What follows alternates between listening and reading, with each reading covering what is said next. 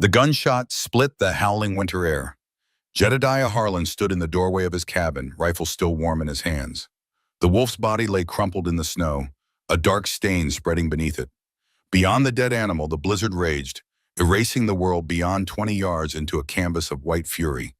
The Montana winter of 1885 showed no mercy to the weak or unprepared. Neither did Jedediah. He buttoned his coat and stepped into the storm, moving with purpose toward the fallen predator. The wind cut through his beard, sending needles of ice against his weathered face. As he approached the wolf, something caught his eye. Tracks in the snow, partially filled by the falling flakes, but unmistakably human. Small prints, a woman's perhaps.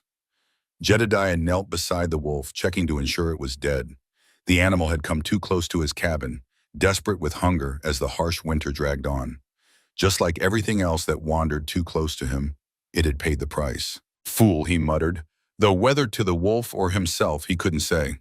Back inside his cabin, Jedediah hung his rifle on the pegs above the stone fireplace. The interior was divided into two distinct spaces, the smaller living area where he spent his days, and the abandoned doctor's office that occupied the larger section. Medical supplies lay covered in cloth and dust, books of medicine locked in a cabinet that hadn't been opened in 2 years. He moved to the fireplace, adding another log to the flames. The crackling heat did little to warm the permanent chill that had settled in his bones since the day he buried his wife Rachel and daughter Sophie. February 13th, 1883. Scarlet fever. Gone within a week of each other.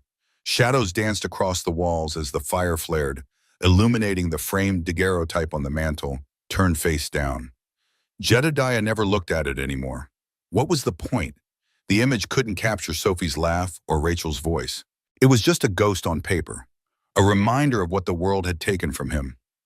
Outside, the blizzard intensified, rattling the windows with its fury. Jedediah poured himself a measure of whiskey, swallowing it in one burning gulp. The alcohol spread through his chest, a poor substitute for the warmth of family. Then he heard it. 3 knocks, faint but persistent. Jedediah froze. The sound shouldn't have been audible over the wind's howl, but it reached him clearly, as if carried by something more than air. 3 distinct raps against his door.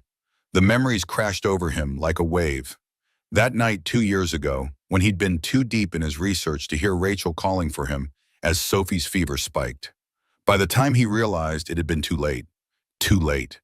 The knocking came again, weaker this time. With his hand on his holstered revolver, Jedediah moved to the door and pulled it open. The wind rushed in, carrying snow and bitter cold. In the doorway stood a young woman, swaying on her feet. Her clothes were torn and frozen stiff, her face pale beneath streaks of dirt and exhaustion. In her arms, she clutched a small bundle wrapped in a tattered blanket. A baby. Her eyes, large and desperate, met his for one moment before rolling back as her legs gave way. As she collapsed forward, her cracked lips parted. "No one wants us, sir," she whispered, her voice like dried leaves crackling underfoot. "But I can nurse the baby." Then she fell unconscious across his threshold, the infant still clutched protectively to her chest. Jedediah worked methodically, years of medical training taking over where human compassion had long since calcified. He carried the woman to the bearskin rug near the fire, noting how little she weighed in his arms. The baby wailed, a thin, desperate cry that pierced his concentration. That sound, so much like Sophie's in her final hours. He unwrapped the infant first, a girl perhaps 3 or 4 months old. Her tiny body was cold, but not dangerously so, protected by her mother's desperate embrace even as the woman herself froze. Jedediah wrapped the child in a fresh blanket and placed her in a wooden crate lined with soft flannel, a makeshift crib close to the fire's warmth. Only then did he turn his attention to the mother. As he removed her frozen outer garments, he discovered the source of her weakness beyond the cold and likely hunger.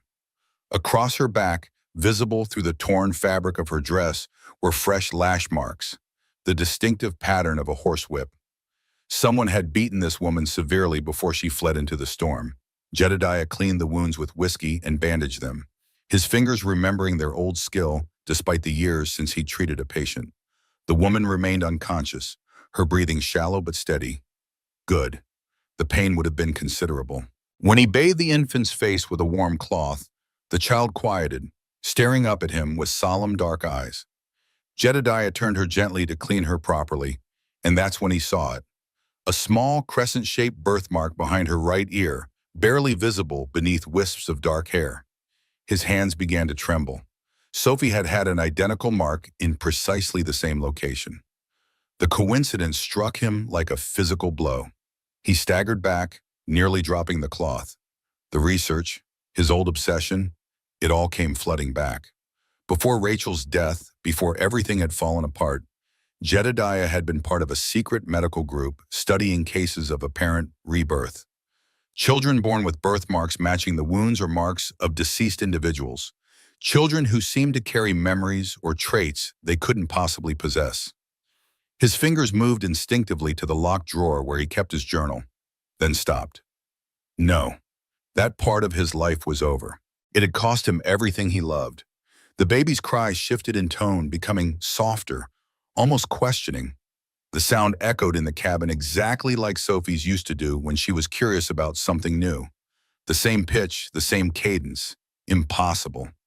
Jedediah forced himself to focus on immediate needs. He prepared warm milk diluted with water, using a clean cloth dipped in the mixture to let the infant suckle.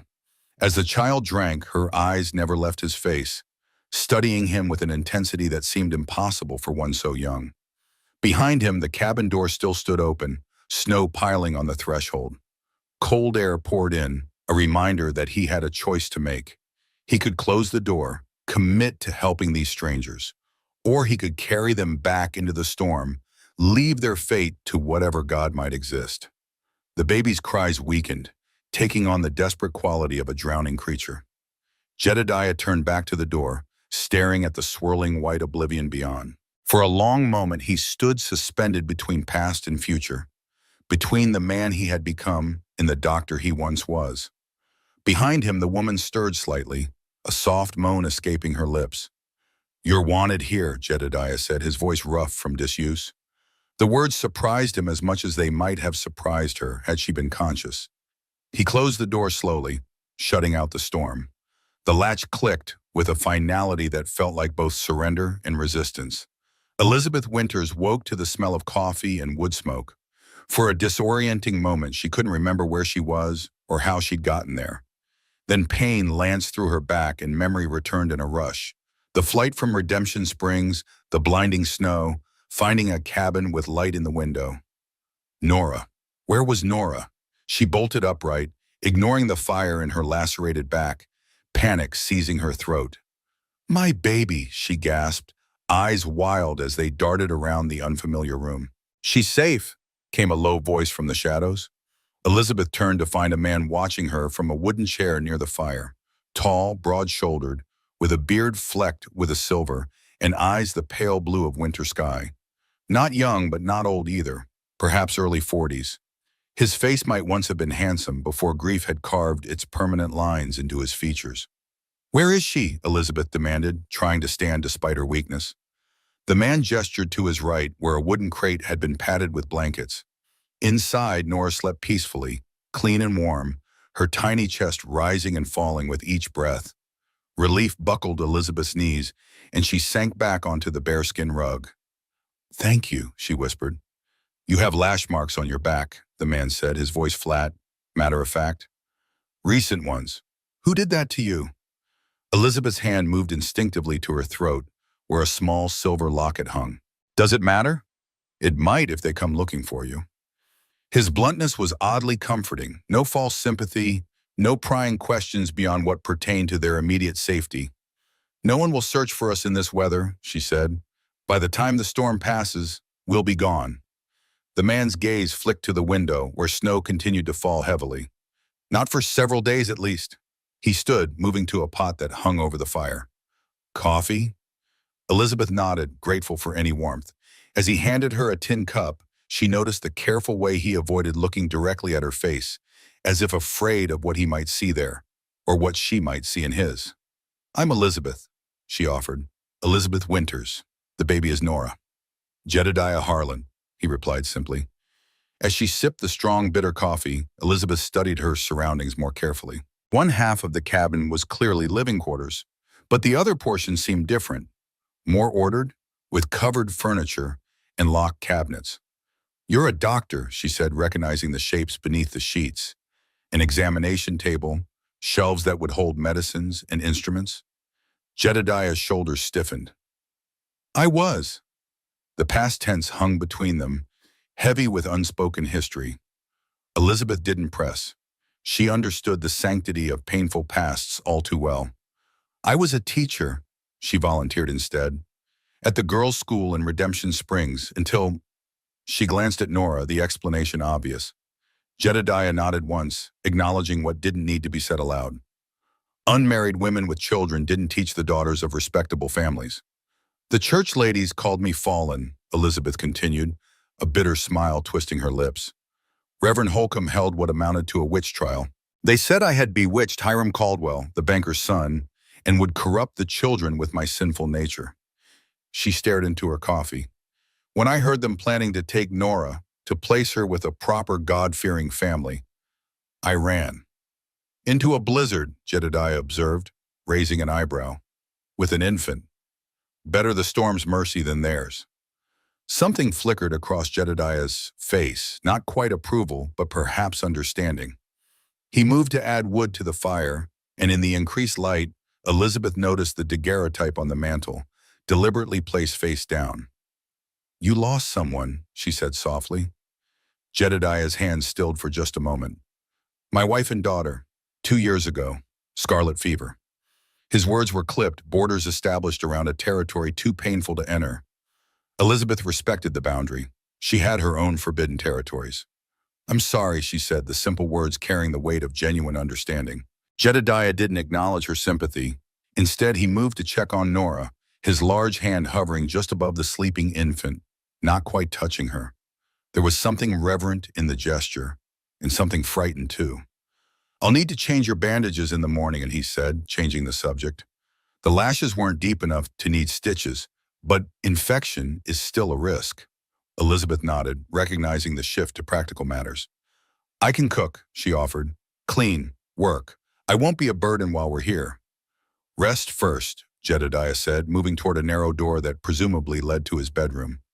"We'll discuss the rest tomorrow." He paused at the threshold, his back to her. "There's a loaded rifle above the fireplace. If anyone besides me comes through that door, shoot first and ask questions later." With that grim advice, he disappeared into the darkness of the adjoining room, leaving Elizabeth alone with the crackling fire, her sleeping daughter, and the distinct impression that she had entered a sanctuary as wounded as herself. Long after Elizabeth had fallen into exhausted sleep, Jedediah sat at his small desk, a single candle casting weak light over his weathered hands. The cabin was silent except for the soft breathing of the woman and child and the occasional pop from the dying fire. He lifted a floorboard beneath his bed, revealing a hidden compartment. From it, he extracted a leather-bound journal secured with a small brass lock. The key hung around his neck alongside his wedding band, both constant reminders of what he had lost. The pages were filled with his precise handwriting, case studies, observations, theoretical frameworks, all centered on the phenomenon he'd once dedicated his life to understanding. The possibility that souls might return, that death might not be the absolute end his medical training had taught him to accept. Jedediah turned to a fresh page and began to write by candlelight. February 17th, 1885. Two strangers have arrived, a young woman named Elizabeth Winters and her infant daughter, Nora. They came during the worst of the storm, near death. The child bears a crescent birthmark behind her right ear, identical in shape and position to Sophie's.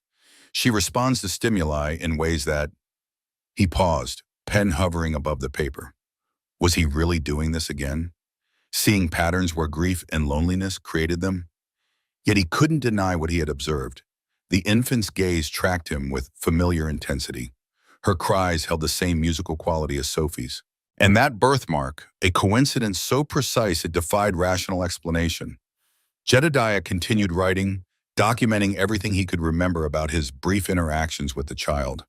When he finished, he carefully locked the journal and returned it to its hiding place.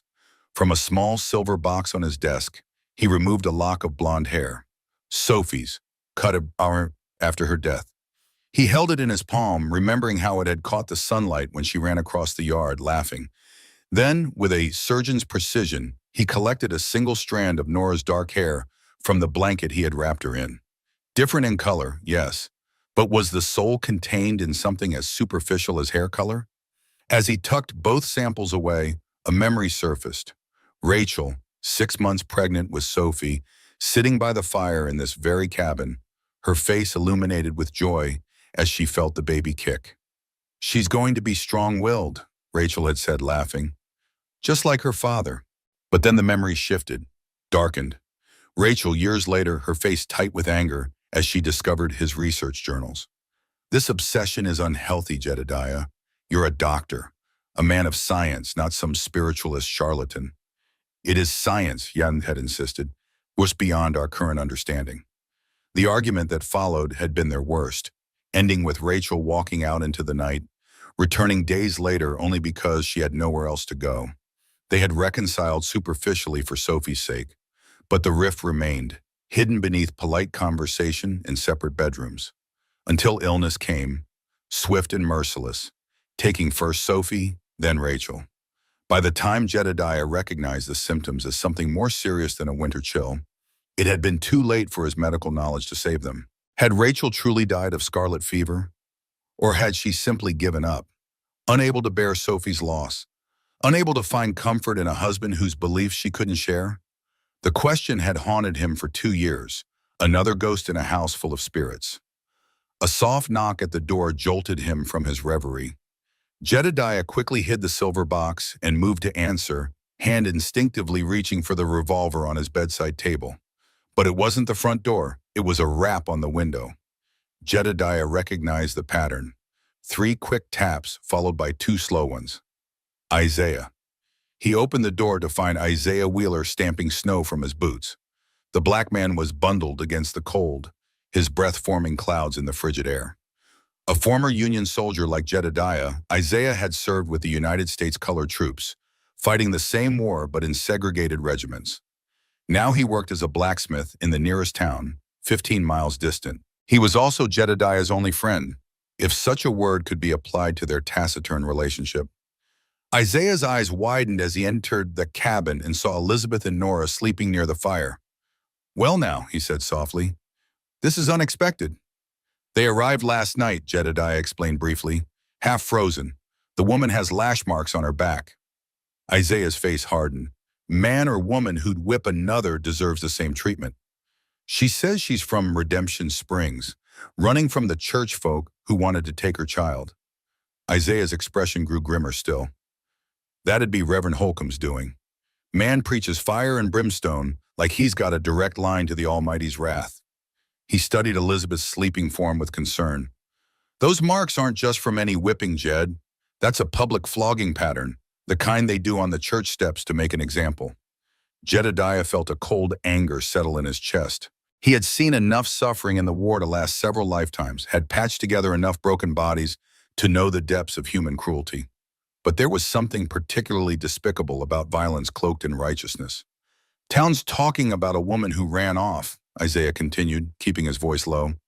"Hiram Caldwell's been making noise about his property being stolen. Word is, he's hired trackers." "In this weather?" Isaiah shrugged. "Snow will stop eventually. Men like Caldwell don't give up what they think belongs to them." Jedediah's jaw tightened.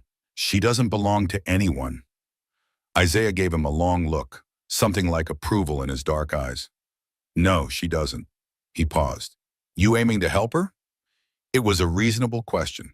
For 2 years, Jedediah had withdrawn from the world, refusing to practice medicine except in the most dire emergencies, turning away travelers whenever possible. He had become the hermit doctor, a figure of mystery and whispered speculation in nearby communities. "She can stay until the weather breaks," Jedediah said, the words coming easier than he expected.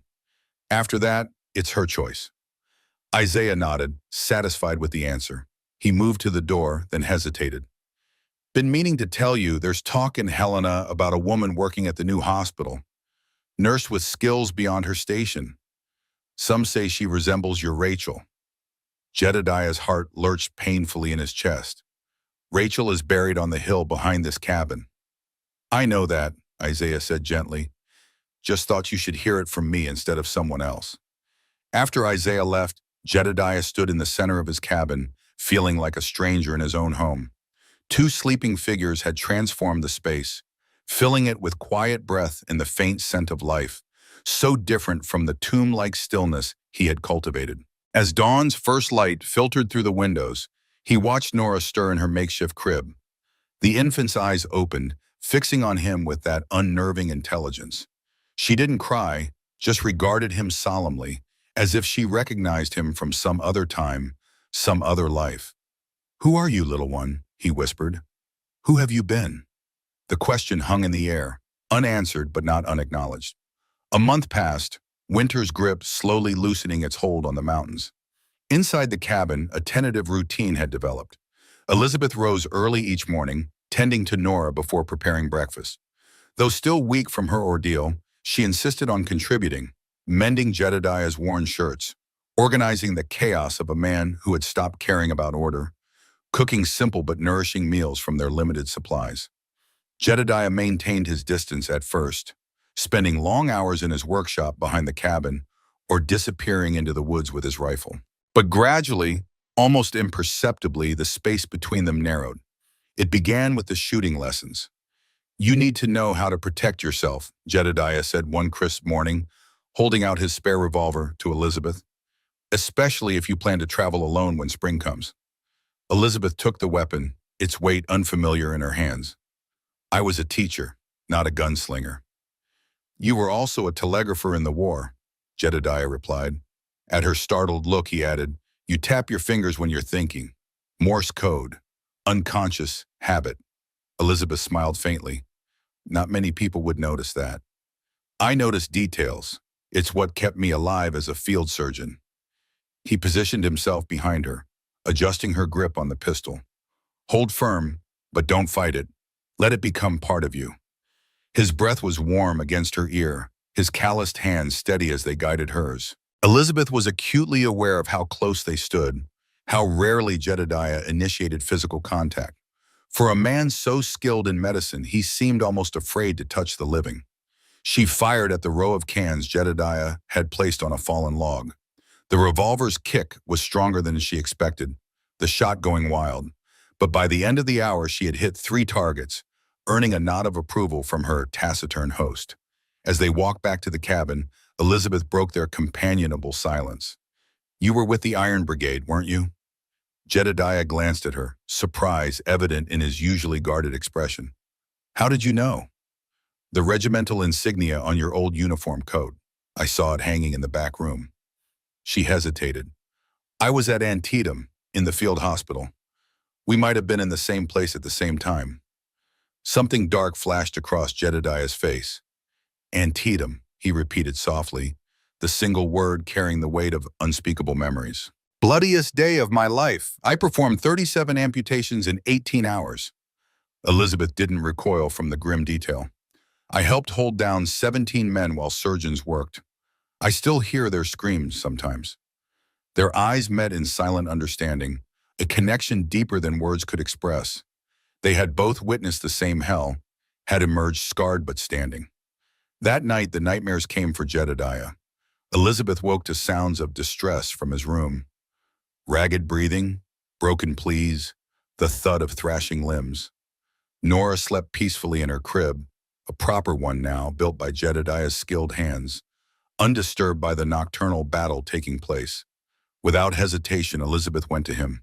She found Jedediah tangled in sweat-soaked sheets, his powerful frame rigid with terror as he relived some horror from the past. "No more amputations," he muttered, eyes open but unseeing. "Too much blood. Can't save them all." "Jedediah," Elizabeth called softly, keeping her distance, knowing better than to touch a soldier in the grip of battle memories. "Jedediah, you're safe. You're in Montana. The war is over." He didn't hear her, trapped in whatever massacre his mind had reconstructed. Elizabeth recognized the symptoms all too well. The soldier's heart that afflicted so many veterans. The waking nightmares that could transform the gentlest men into feral creatures caught between past and present. She began to tap on the bedpost. Dot, dot, dot. Dash, dash, dash. Dot, dot, dot.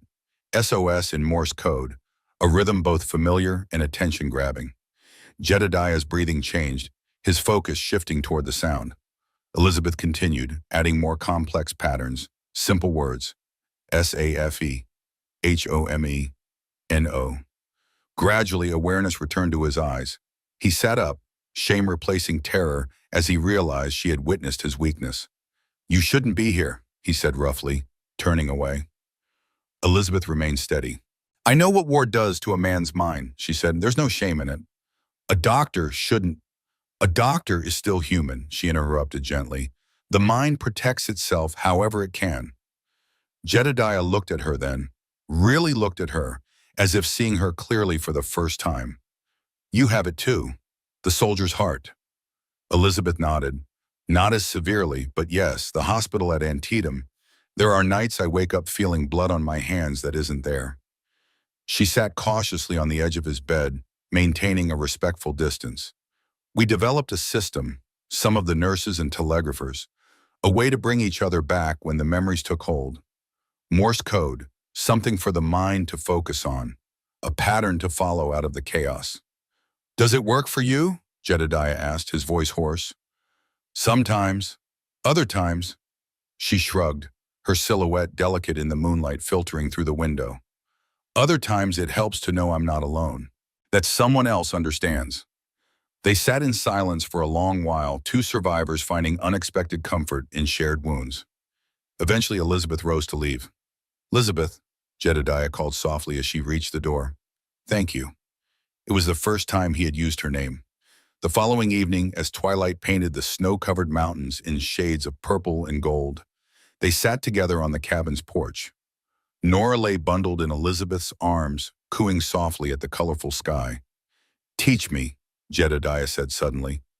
Elizabeth glanced at him questioningly. "Morse code," he clarified. "Teach me the patterns." A smile curved her lips. "Why, Dr. Harlan, are you asking to learn something from a woman?" The faintest hint of answering humor touched his eyes. "I've been known to recognize superior knowledge when I encounter it." So began their evening ritual. As Nora slept, they would sit by the fire, Elizabeth tapping out messages on the wooden table, Jedediah learning to translate and respond. They created their own private language, a means of communication that required no words, only understanding. It was during one of these sessions that Jedediah first shared his medical knowledge. Elizabeth had mentioned Nora's slight cough, and without thinking, he launched into an explanation of respiratory treatments for infants. His hands moved with the precision of long practice as he demonstrated how to percuss a small chest to loosen congestion. "You miss it," Elizabeth observed, "being a doctor." Jedediah's hands stilled. "I failed the ones who mattered most," he said quietly. "My wife, my daughter. What right do I have to care for others when I couldn't save my own family?" "Did you choose for them to fall ill?" Elizabeth challenged. "Did you deliberately withhold treatment?" "No, but Then you didn't fail them. Disease failed them. God failed them, if you believe in such things. But not you, Jedediah." He looked away, unable to accept her absolution, but something had shifted between them. A door cracked open that had long been sealed shut. That night, for the first time, they sat together on the porch long after their lesson ended. The northern lights danced across the sky, green and purple ribbons undulating against the black canvas of night. Nora slept peacefully indoors, while a comfortable silence enveloped the adults. Jedediah's hand rested on the rough wooden bench between them. Slowly, hesitantly, Elizabeth placed her smaller hand beside his, not quite touching, but close enough to share warmth. Neither looked at the other, both gazing at the celestial display above, but neither moved away. It was a small moment, insignificant to anyone watching. But for two people who had forgotten the simple comfort of human connection, it felt like a beginning. The revelation came on a night when snow returned, blanketing the world in renewed silence. Elizabeth had put Nora to bed and was organizing Jedediah's cluttered bookshelf when she discovered a false back panel. Curiosity, always her weakness, prompted her to investigate. Behind the panel lay a collection of medical texts unlike any she had seen before. Volumes on near-death experiences, religious accounts of reincarnation, scientific studies of children with unexplained memories. Journal articles in multiple languages, all annotated in Jedediah's precise handwriting. And beneath them, a folder containing detailed case studies. Children born with birthmarks corresponding to fatal wounds on deceased individuals. Young ones with knowledge they couldn't possibly possess. Infants who demonstrated inexplicable familiarity with people and places they had never seen. Elizabeth was so absorbed in the documents that she didn't hear Jedediah enter until his shadow fell across the pages. "Those are private," he said, his voice tight with suppressed anger. Elizabeth didn't flinch from his displeasure. "Is this why you've been watching Morris so closely? You think she's, what, a reborn soul?" Jedediah's jaw clenched, but he didn't deny it. "She has Sophie's birthmark, exactly the same, in exactly the same place. That's hardly, she follows the same objects with her eyes that Sophie did. She quiets to the same lullaby. She even—" He stopped, shaking his head. "You wouldn't understand." "Try me," Elizabeth challenged, rising to face him. "I've held the hands of dying men who described walking through tunnels of light before being pulled back to their broken bodies. I've heard children recount battles they never witnessed with details only veterans would know." Her voice softened. "I may not share your conclusions, but I'm not a stranger to the mysteries at life's edges."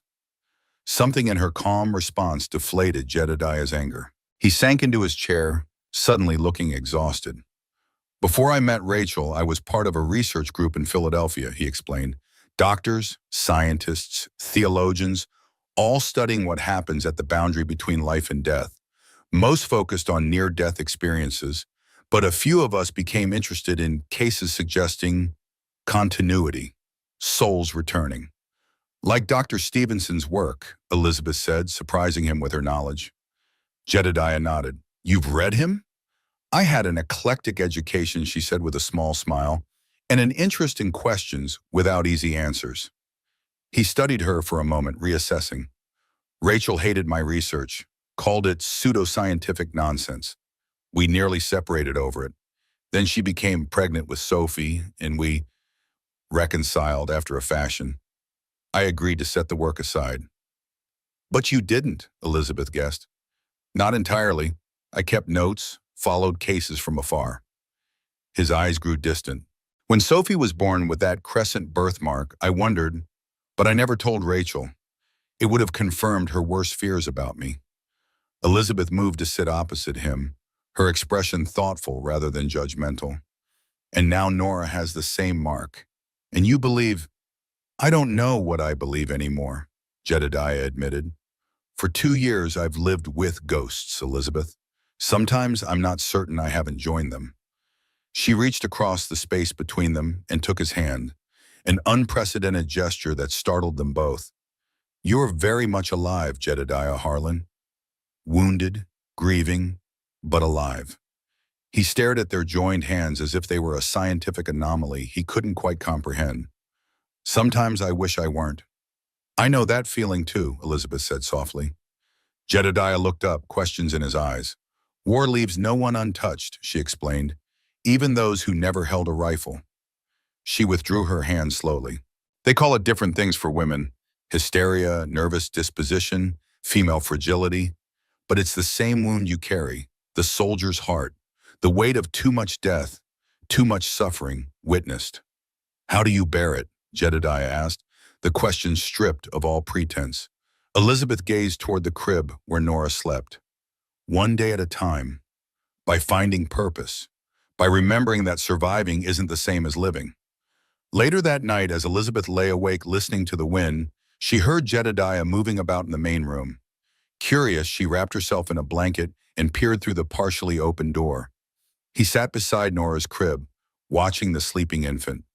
Moonlight spilled through the window, illuminating his face, no longer the mask of indifference he typically wore, but open, vulnerable, wet with silent tears. Elizabeth started to withdraw, feeling like an intruder on a private moment, but something held her in place. Perhaps it was the stark loneliness of his figure, or the way his large hand hovered above Nora without touching her, as if afraid she might disappear like smoke. Without conscious decision, Elizabeth moved into the room. Jedediah didn't look up, didn't acknowledge her presence until she sat beside him on the floor. her shoulder just barely touching his. They remained that way for a long time, silent, watching Nora's peaceful sleep, sharing the weight of their separate losses in the tentative hope that perhaps, in this quiet cabin, something broken might begin to heal. No words passed between them. None were needed. The moonlight painted everything in silver and shadow, transforming the ordinary room into something almost sacred, a temporary haven for damaged souls learning to breathe again. When dawn broke, Elizabeth found herself still beside Jedediah, her head having come to rest against his shoulder sometime during the night. They had fallen asleep sitting up, keeping vigil together over the child who, in her innocent slumber, had somehow begun to stitch together the ragged edges of their wounded hearts.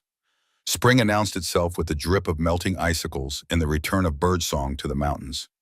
The snow receded gradually, revealing patches of earth that had lain dormant through the long winter.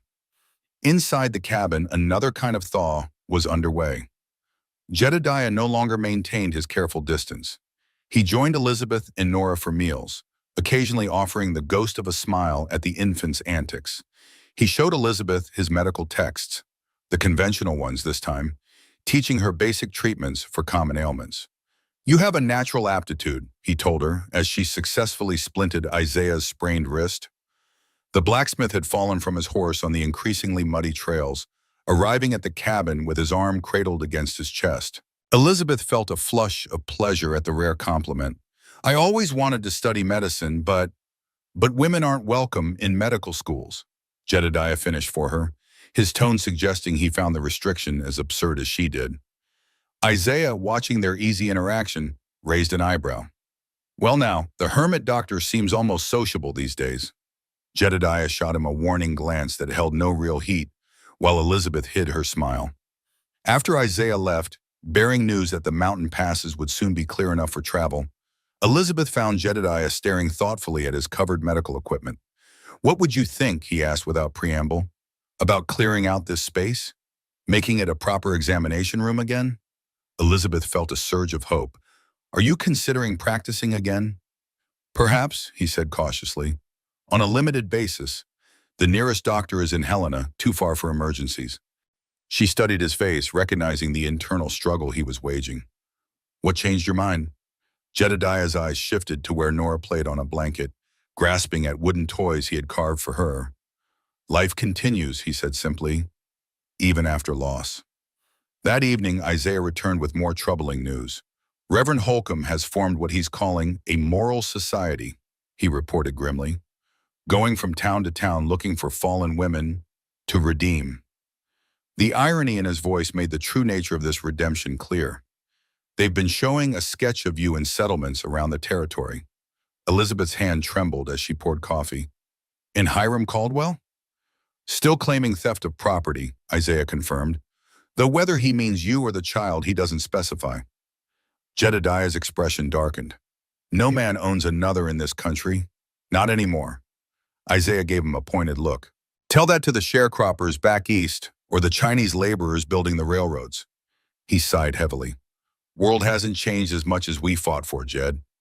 Later, as Jedediah and Elizabeth sat by the fire, he unexpectedly broached the subject they had been circling for weeks. "I've been watching Nora," he admitted, "because I hoped perhaps, that she might carry Sophie's soul." He stared into the flames. "I know how it sounds." Elizabeth considered her response carefully. "In my mother's family, there was a belief that souls sometimes return to complete unfinished business," she said. "Not reincarnation exactly, but a continuation. When my brother died as an infant, my grandmother insisted he would come back to us in another child." Jedediah looked at her in surprise. "You believe that?" "I believe there are mysteries beyond our understanding," she replied, "and that the need to find meaning in loss is profoundly human." She met his gaze directly. "Does it matter if Nora is Sophie reborn or simply Nora? She's here. She's alive. She needs love and protection." "It shouldn't matter," Jedediah acknowledged, "yet I find myself looking for signs, connections." He shook his head. "Rachel was right to worry about my obsession." Elizabeth reached for the small album of photographs on the side table, one of the few personal items Jedediah kept in view. She opened it to a picture of a beautiful woman holding a toddler, both smiling at the camera. "This is Rachel and Sophie?" she asked gently. Jedediah nodded, his expression softening at the image. Elizabeth studied the photograph with unusual intensity, a small furrow appearing between her brows. Rachel looks familiar somehow. Perhaps you saw similar photographs during the war, Jedediah suggested. Many soldiers carried pictures of their families. No, it's something else. Elizabeth trailed off, her fingers tracing the outline of Rachel's face. Then her eyes widened in sudden recognition. She resembles my sister Victoria. You have a sister? This was the first Jedediah had heard of any family. Elizabeth nodded slowly. Had. She was a nurse in the war. Went missing after a field hospital was shelled near Fredericksburg. We never found her body. She looked up at Jedediah, her expression troubled. The resemblance is striking. Jedediah took the photograph, examining it with new eyes. Many people share similar features, he said, though his scientific mind was already calculating the statistical probability of such a coincidence. Yes, of course, Elizabeth agreed, but the seed of possibility had been planted in both their minds. That night, unable to sleep, Elizabeth found Jedediah's locked journal. With skills acquired during the war, when intercepting and decoding communications had sometimes been necessary, she managed to open it without damaging the lock. What she read confirmed her suspicions. Jedediah truly believed Nora carried Sophie's soul. His observations were detailed, scientific in their precision, yet underlaid with a desperate hope that was painful to witness even in written form. But there was something else. Entries suggesting that Jedediah suspected Rachel might not have died from scarlet fever. Notes about her increasing distance in the weeks before Sophie's illness, references to arguments about his research, and finally a devastating question. Did R choose to leave this world rather than remain with me? The implications were clear. Jedediah harbored suspicions that Rachel's death might not have been entirely natural. That grief over Sophie, combined with unhappiness in their marriage, might have led her to simply stop fighting the illness that claimed her. Or worse, to actively hasten its conclusion. Elizabeth closed the journal, her heart heavy with this new knowledge. The man sleeping in the next room carried not only grief but guilt, the corrosive belief that he had somehow driven his wife to despair. No wonder he had withdrawn from the world. No wonder he hesitated to form new attachments. As she carefully replaced the journal and returned to her bed, Elizabeth made a silent promise to herself and to Nora. Whatever happened when spring fully arrived and the roads cleared, she would not add to Jedediah Harlan's burden of loss. Whether they stayed or left, she would ensure that their departure did not become another wound for him to carry. The confrontation came on a clear April morning. Jedediah was splitting wood behind the cabin while Elizabeth hung laundry to dry in the strengthening spring sun. Nora lay on a blanket nearby, batting at a mobile of wooden birds Jedediah had carved for her. The sound of approaching horses broke the peaceful rhythm of their day. 3 riders appeared around the bend in the trail, 2 rough-looking men flanking a younger, well-dressed figure. Elizabeth recognized him immediately. Hiram, she breathed, her body going rigid with fear and anger. Jedediah moved swiftly to her side, axe still in hand. "Make Nora inside," he instructed quietly. "Get my rifle from above the fireplace. Remember what I taught you." As Elizabeth gathered Nora and retreated to the cabin, Jedediah stepped forward to meet the unwelcome visitors. He planted the axe head in a stump, leaving the handle accessible, and crossed his arms over his chest in a deceptively casual stance. "Gentlemen," he said, his voice carrying across the yard, "you're trespassing on private property." Hiram Caldwell was handsome in the bland way of privileged young men, with carefully combed hair and clothes too fine for the rugged terrain. He reined his horse to a stop several yards from Jedediah. "We're looking for a woman and child," he announced without preamble. "Elizabeth Winters, dark hair, mid-20s. The child would be about 6 months old now." "No one here by that description," Jedediah replied evenly. One of the bounty hunters, for that's what they clearly were, spat tobacco juice onto the ground. "Tracks say different, mister. Woman's washing, hanging right there, ain't likely to belong to you." "My housekeeper's laundry is none of your concern," Jedediah countered. Hiram's expression hardened. "Elizabeth Winters is a thief and a liar. She's taken what belongs to me, and I've come to collect." "A child isn't property," Jedediah said, his calm exterior belying the cold rage building within him. Neither is a woman. The law says different when it comes to illegitimate offspring, Hiram retorted. That child bears my name by right, and I intend to claim it. For someone so concerned with rightful claims, Jedediah observed, you seem remarkably disinterested in the responsibilities of fatherhood up until now. Hiram's face flushed with anger. You know nothing about me or my situation. I know you had a woman publicly whipped, Jedediah replied, his voice dropping to a dangerous quiet. I've treated the wounds myself. The second bounty hunter, a wiry man with a scar bisecting his left eyebrow, shifted impatiently. Enough talk. We know they're here. Step aside or face the consequences. Jedediah didn't move. There are only two ways this ends, gentlemen. You leave peacefully or you leave bleeding later. Your choice. The scarred man reached for his holstered pistol, only to freeze at the distinctive sound of a rifle being cocked. Elizabeth stood in the cabin doorway, Jedediah's Winchester leveled with surprising steadiness. The first shot goes through your hand, Mr. Davis, she called out, addressing the scarred bounty hunter by name. The second through whatever's left of your conscience. Why, fine. Hiram's eyes widened at the sight of her. Elizabeth, he began, his tone shifting to something almost placating. This has gone far enough.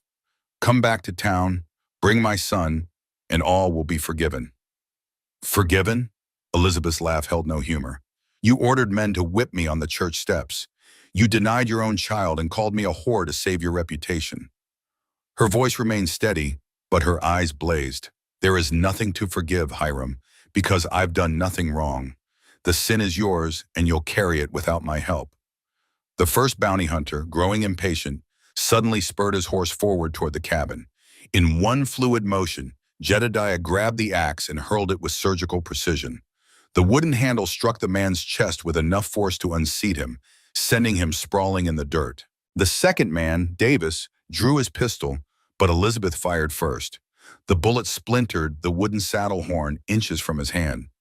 Next one won't miss, she warned. What followed was a brief, chaotic skirmish. The fallen bounty hunter scrambled for his dropped weapon.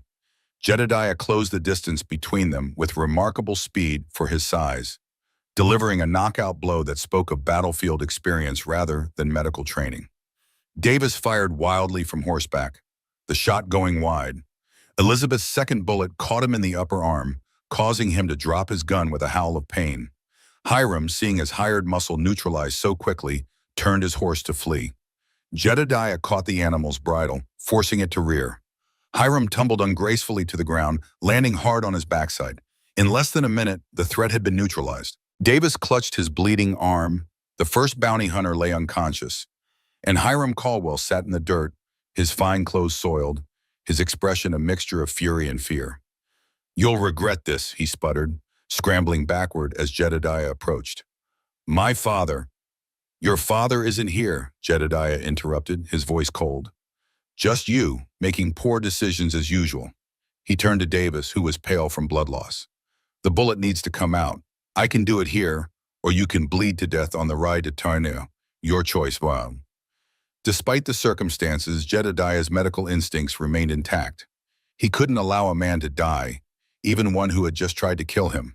It was a complexity of character that Elizabeth, watching from the cabin steps with Nora now safely inside, found herself admiring even in the midst of danger. Davis grudgingly accepted treatment. As Jedediah extracted the bullet and bandaged the wound with Elizabeth's assistance, Hiram regained some of his composure. This isn't over, he declared, brushing dirt from his ruined coat. I'll return with the law and the church behind me. That child is mine by blood, and no mountain hermit will keep what belongs to a Caldwell. Jedediah finished tying off the bandage, then turned to face Hiram fully. You've seen what we can do with minimal warning, he said quietly. Consider carefully what might happen if we expect you. The threat, delivered in his calm, clinical tone, sent a visible shiver through Hiram's frame. After the unwelcome visitors departed, the conscious bounty hunter supporting his still-dazed companion, Elizabeth and Jedediah stood together on the porch, watching until the riders disappeared from view. You're a good shot, Jedediah observed. You're a good doctor, Elizabeth returned, even to those who don't deserve it. A corner of his mouth lifted slightly. The Hippocratic oath doesn't include exceptions for fools and villains. As twilight deepened into night, they remained on the porch, sharing a blanket against the spring chill. The stars emerged one by one, brilliant in the clear mountain sky. Neither spoke of what had happened or of what might come next. They simply sat together in companionable silence, shoulders touching, finding comfort in proximity after the day's violence. In that quiet moment, something shifted between them, a mutual recognition that they had chosen to stand together, to defend not just Nora but each other. Whatever labels the world might place on them, fallen woman, hermit doctor, unwed mother, grief-stricken widower, in this place they defined themselves and each other on their own terms. Elizabeth's hand found Jedediah's in the darkness, their fingers intertwining naturally, as if they had always belonged together. He didn't pull away, instead tightening his grip slightly, anchoring them both in the present moment. Later that night, in the privacy of her small room, Elizabeth made a discovery that changed everything. While searching for a dropped hairpin, she found Jedediah's journal where it had fallen from its hiding place during the commotion of the day. Against her better judgment, she opened it again, telling herself she needed to understand the man who had just risked his life to protect her and Nora. What she found confirmed her earlier reading, his obsession with the possibility that Nora carried Sophie's soul, his guilt over Rachel's death. But there was more. A recent entry dated just days earlier. I find myself watching Elizabeth almost as often as I watch Nora now. Not for signs of Sophie, but for herself. The strength in her, the quiet dignity despite all she's endured. She reminds me that courage comes in many forms. Not just the battlefield heroism we men are taught to value, but the everyday bravery of continuing to live, to love, to hope despite loss and pain. I fear I'm coming to care for her in ways I have no right to. She deserves better than a broken man haunted by ghosts. When the past is clear and she decides her path, I must let her go without burdening her with these feelings. It would be selfish to ask her to share my isolation, to tie her life to my unresolved past. And yet, when she smiles, rare as that still is, I glimpse a future I thought forever close to me. What does it mean that I can still want such things? Is it betrayal of Rachel and Sophie, or honor to their memory that I might live fully again? I don't know. I only know that whatever Elizabeth chooses, I will support her. Even if that choice leads her away from here, away from me. Elizabeth closed the journal, her heart beating rapidly. She had suspected Jedediah's growing attachment, just as she had become increasingly aware of her own feelings for this complex, wounded man. But to see it confirmed in his private thoughts, his care for her, his respect for her autonomy, his willingness to prioritize her happiness above his own desires, moved her deeply. She returned the journal to its hiding place, her mind racing with implications and possibilities neither of them had dared voice aloud. Dawn broke with the promise of a perfect spring day, sunlight spilling across the awakening landscape. Elizabeth found Jedediah already up, preparing coffee at the wood stove. He looked as if he hadn't slept, dark circles shadowing his eyes. "You read my journal again," he said without preamble, not turning to face her. Elizabeth stilled, surprise and guilt washing through her. "How did you know?" It was moved, just slightly. Now he did look at her, his expression unreadable. "I've become observant of small changes. Survival habit." "I'm sorry," she said, meaning it. "It was wrong to invade your privacy." Jedediah poured 2 cups of coffee, handing one to her with steady hands. "What parts did you read?" Elizabeth could have lied, claimed she'd only glanced at a page. Instead, she chose honesty. "Everything. Your theories about Nora, your guilt about Rachel, your—" She hesitated. "Your feelings about me." He nodded once, accepting her answer without visible reaction. "And now you're uncomfortable." "No," Elizabeth said quickly. "No, that's not—" "It's all right," he interrupted gently. "I meant what I wrote. Your choices are your own. You owe me nothing." "Jedediah." She set down her cup and stepped closer to him. "I'm not uncomfortable. I'm confused." He raised an eyebrow, waiting for her to continue. "At first, I thought you only tolerated us because of Nora, because you thought she might be Sophie returned." Elizabeth's voice was soft but steady. I told myself not to mistake gratitude for deeper feeling, not to see more in your kindness than was there. And now Jedediah asked, something vulnerable flickering behind his careful composure. Now I don't know what to think, what to feel. She met his gaze directly. I only know that the thought of leaving here, of leaving you, brings me no joy. The confession hung between them, fragile as spun glass. Jedediah set his own coffee aside, moving with deliberate care as if afraid sudden movement might shatter the moment. I have no right to ask you to stay, he said, his voice rough with emotion he rarely displayed. My life here is isolated, simple. You deserve more. A community, opportunities for yourself and Nora. Perhaps what I deserve is the chance to choose for myself, Elizabeth countered, a hint of her natural spirit returning. I've had enough of men deciding what's best for me. A ghost of a smile touched Jedediah's lips. A fair point. She took another step toward him, close enough now that she could feel the warmth radiating from his body. Before we talk of staying or going, there are things you should know. Truths I've kept hidden. Jedediah waited, his expression open but guarded. I told you I was a teacher in Redemption Springs, that Hiram seduced me and abandoned me when I became pregnant. Elizabeth's hands twisted together nervously. That wasn't the whole truth. She moved to the window, gathering courage as she looked out at the mountains. I went to Redemption Springs deliberately, seeking employment at the school where Hiram was a benefactor. I pursued him, encouraged his attention. Jedediah's brow furrowed. Why? Revenge. The word fell between them like a stone. Hiram's father, Judge Caldwell, was responsible for the destruction of my family during the war. He was a profiteer who sold defective medical supplies to the Union Army, supplies that reached the field hospital where my sister worked. Her voice hardened. Men died from infections caused by contaminated bandages. Victoria disappeared after confronting him about it. Understanding dawned on Jedediah's face. So you targeted his son? Elizabeth nodded, shame coloring her cheeks. I meant to publicly humiliate him, to expose the family's corruption through his indiscretion with a common schoolteacher. Her hand moved protectively to her abdomen, where Nora had once grown. I never expected to conceive a child, never wanted to bring an innocent life into my quest for justice. She turned back to face him fully, chin lifted. So you see, I'm not the virtuous victim I've allowed you to believe. I manipulated Hiram, used him. The consequences were far beyond what I intended, but the initial sin was mine. Jedediah was silent for a long moment, absorbing her confession.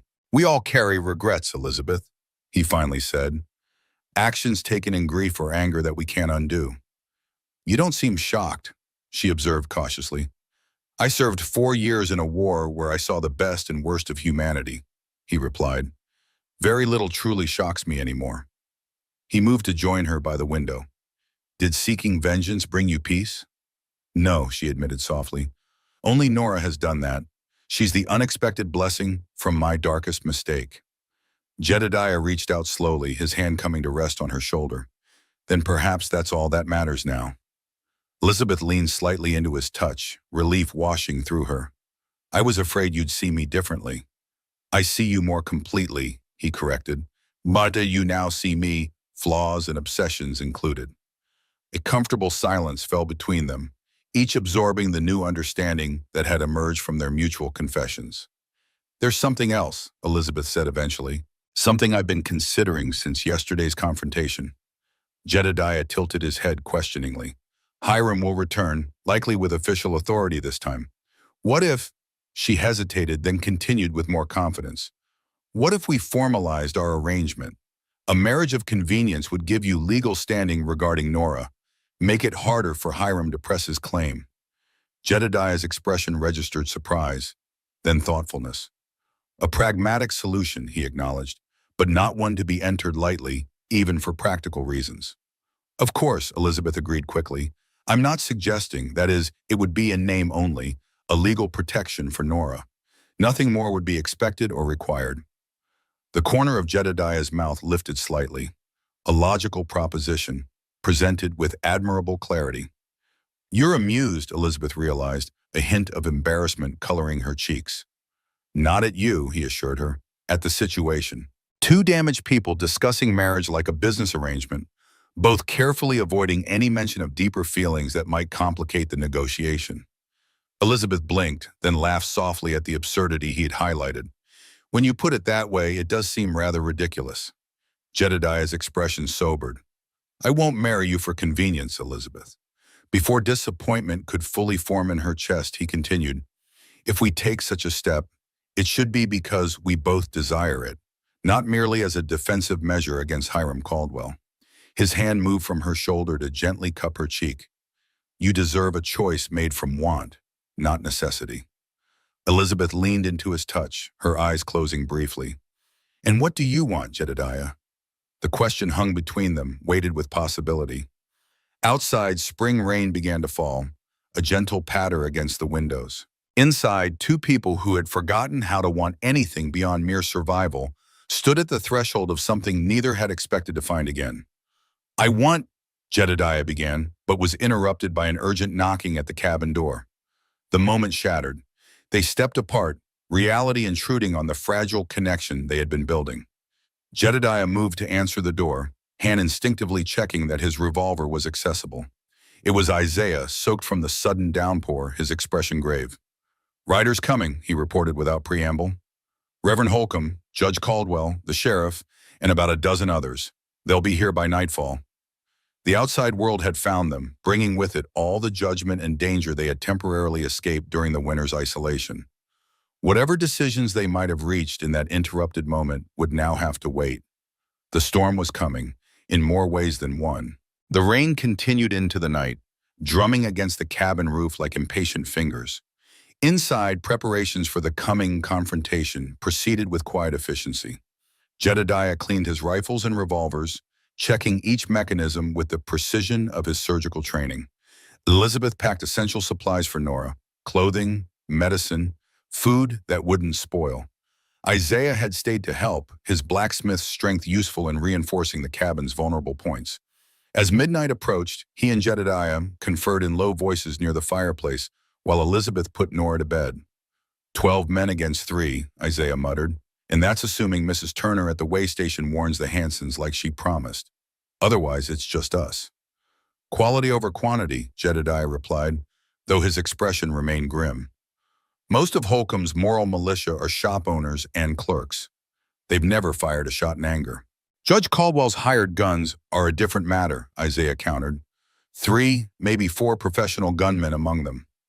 Elizabeth joined them, having overheard the conversation. This is madness, she said quietly. You can't fight the law, the church, and Caldwell money all at once. Not even you two. Jedediah looked at her steadily. What do you suggest? I'll leave before dawn, take Nora and head north toward Canada. Her chin lifted with familiar determination. It's me they want. If I'm gone, there's no reason for them to harm either of you. Absolutely not, Jedediah said firmly. The mountain trails are treacherous even in good weather. In this rain, with a child, it would be suicide. Better than watching you die trying to protect us, Elizabeth shot back. Isaiah glanced between them, then tactfully moved to check the windows, giving them a semblance of privacy. You don't get to make that choice for me, Jedediah said, his voice low and intense. Not after everything we've shared. That works both ways, Elizabeth retorted. You can't keep me here against my will. I would never, Jedediah stopped, taking a deep breath. I'm not trying to control you, Elizabeth. I'm asking you to trust me. Trust us. He glanced toward Isaiah. We've faced worse odds. During a war, Elizabeth pointed out, this is different. Not so different, Isaiah commented from the window. Men using power to oppress those they see as lesser. Sounds familiar to me. Elizabeth's shoulders sagged slightly. I can't bear the thought of being responsible for more violence, more death. Jedediah moved closer, his voice softening. The responsibility lies with those who choose to attack, not with you for existing, for claiming your right to live freely. Their eyes met in the firelight, a current of understanding passing between them. Elizabeth nodded slowly, accepting his logic, if not entirely his conclusion. Get some rest, Jedediah advised. I'll wake you before dawn for the final preparations. But sleep proved elusive. Elizabeth lay awake, listening to the rain and the occasional rumble of thunder. Beside her in the small cot, Nora slept peacefully, unaware of the danger approaching. The child's innocent trust in her mother and the safety of their surroundings felt like both a blessing and a terrible burden. As the night deepened, Elizabeth's thoughts turned increasingly dark. Memories of the public whipping in Redemption Springs returned with visceral clarity. The humiliation, the pain, the sound of Reverend Holcomb's voice quoting scripture as the lash fell. What would they do to her this time? What would they do to Jedediah and Isaiah for harboring her? And Nora, what fate awaited her child in the Caldwell household? Raised by a father who had denied her, grandparents who saw her as evidence of sin rather than a precious life? No, she couldn't allow it. Decision made, Elizabeth rose silently. She dressed quickly in her sturdiest clothes, then gathered the pack she had prepared earlier. With infinite care, she lifted the sleeping Nora and secured her in the sling across her chest, where the child nestled instinctively against her warmth. In the main room, Jedediah dozed in his chair, while Isaiah kept watch by the window. Neither stirred as Elizabeth moved with practiced quiet across the wooden floor. Her years as a telegrapher had taught her patience and stealth, skills that served her well now. At the small writing desk, she paused to leave a note. But how to write what was in her heart? How to explain a decision that felt both necessary and heartbreaking? In the end, she reached for what they had shared, a language that belonged only to them. Using a pencil, she tapped out a message in Morse code on the paper. You saved us once. Cannot let you die for us now. Will remember always. It was inadequate, but it was all she could offer. She placed the note where he would find it, weighed down by the river stone he kept as a paperweight. The cabin door was well-oiled, opening silently at her touch. The rain had lessened to a gentle mist, and in the east, the faintest lightening of the sky hinted at approaching dawn. Elizabeth paused on the threshold, allowing herself one last look at the man sleeping in the chair, at the lines of his face, the strength and gentleness that had become so dear to her. Then she was gone, disappearing into the pre-dawn forest like a ghost. Jedediah woke with a start, instinctively reaching for his revolver before recognizing Isaiah's silhouette by the window. What time? He asked, voice rough with sleep. Just before dawn, Isaiah replied.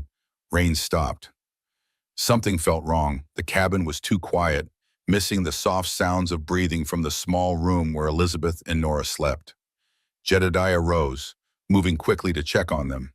The empty cot confirmed his sudden fear.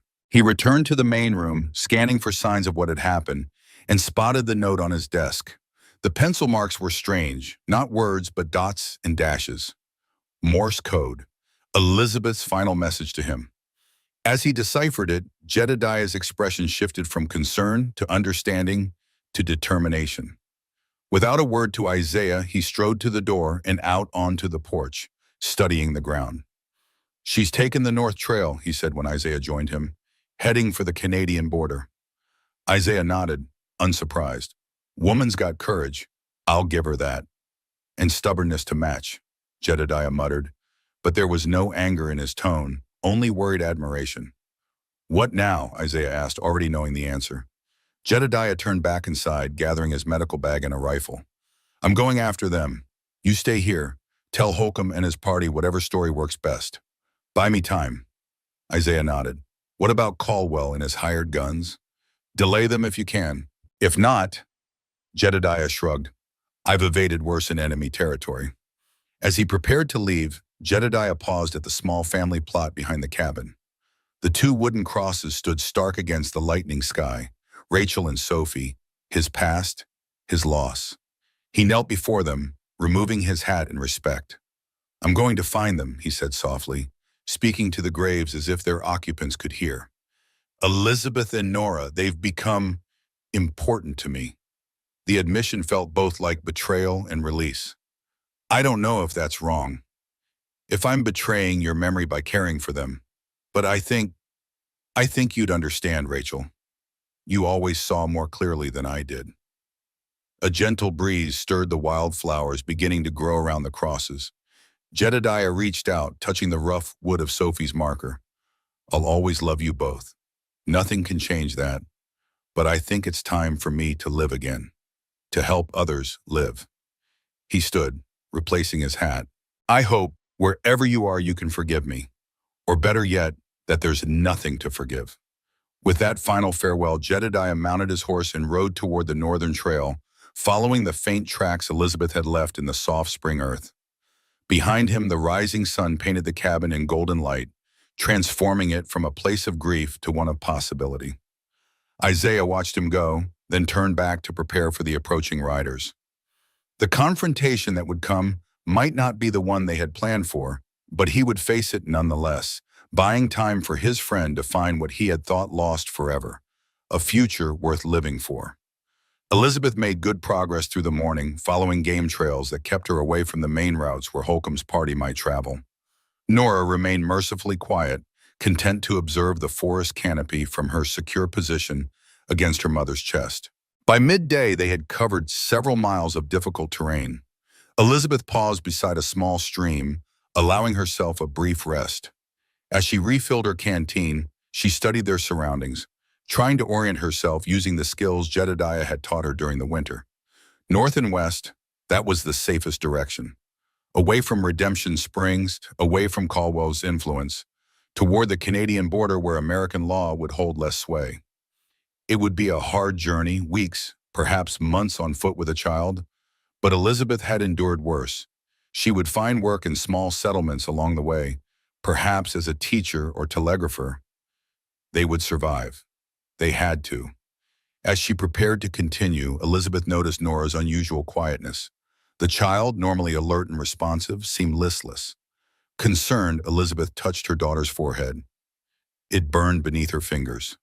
Fear, cold and immediate, washed through her. Not now, not here. She examined Nora more carefully, noting the flush of the infant's cheeks, the slight wheeze in her breathing. Symptoms she recognized all too well from her nursing days, the beginning stages of a serious fever.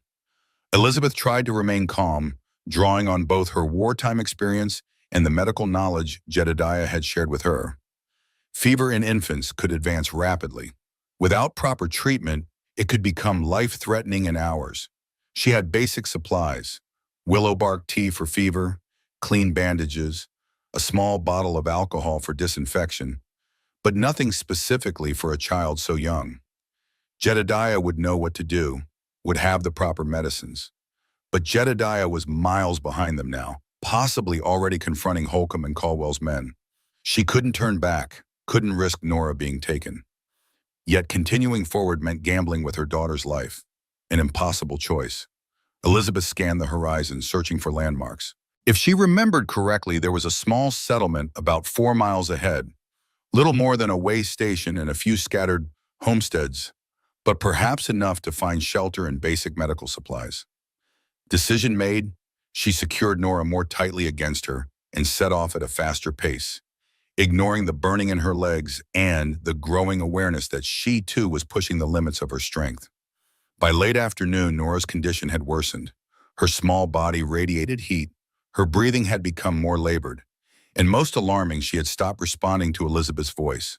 When the simple wooden structures of the way station finally came into view, Elizabeth nearly wept with relief.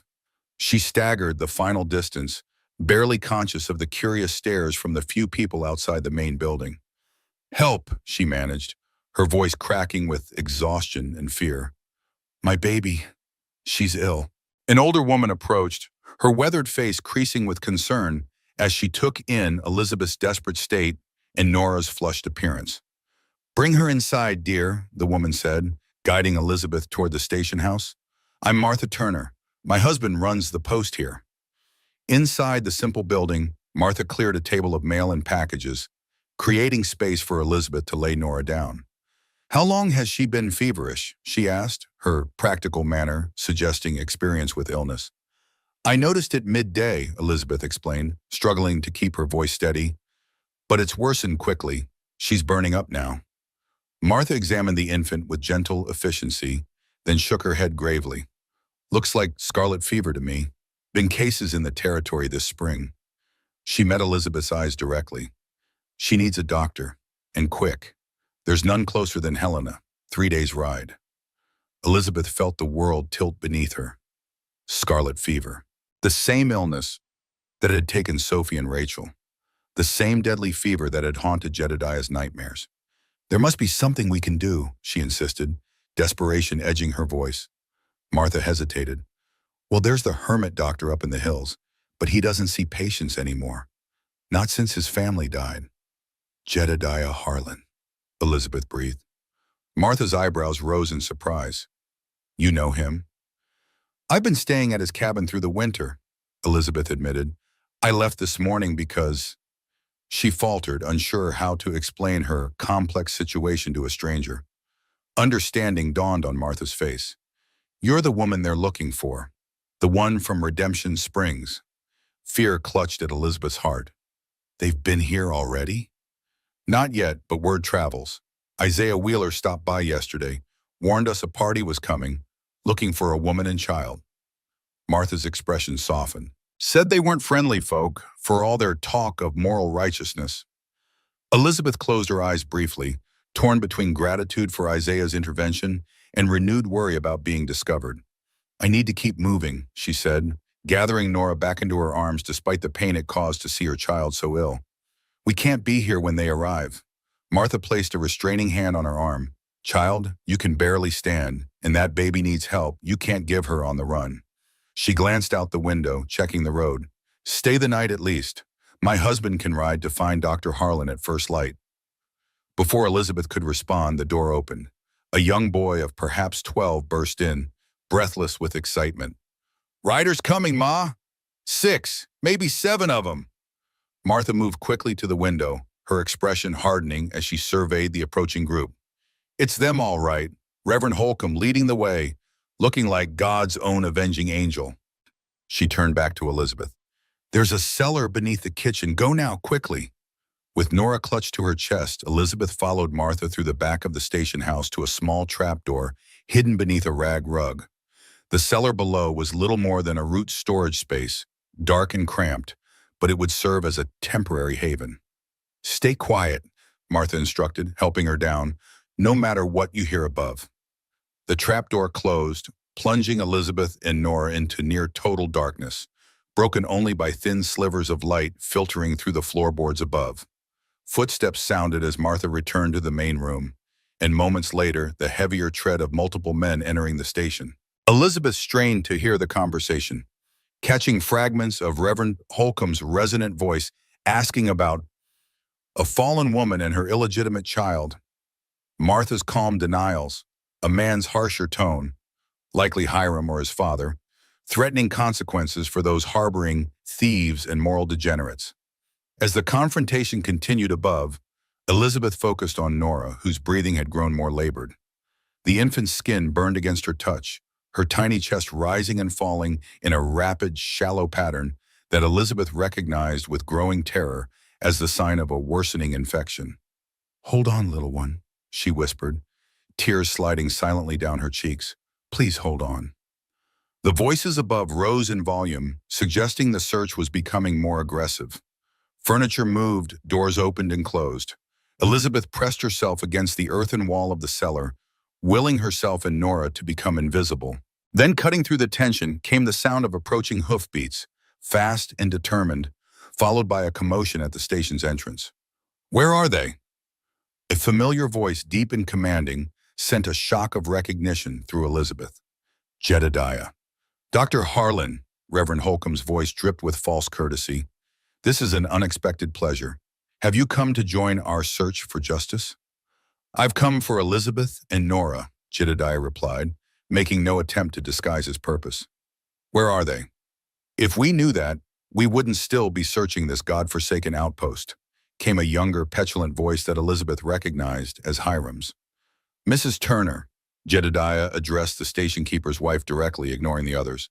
"I need to find them, immediately."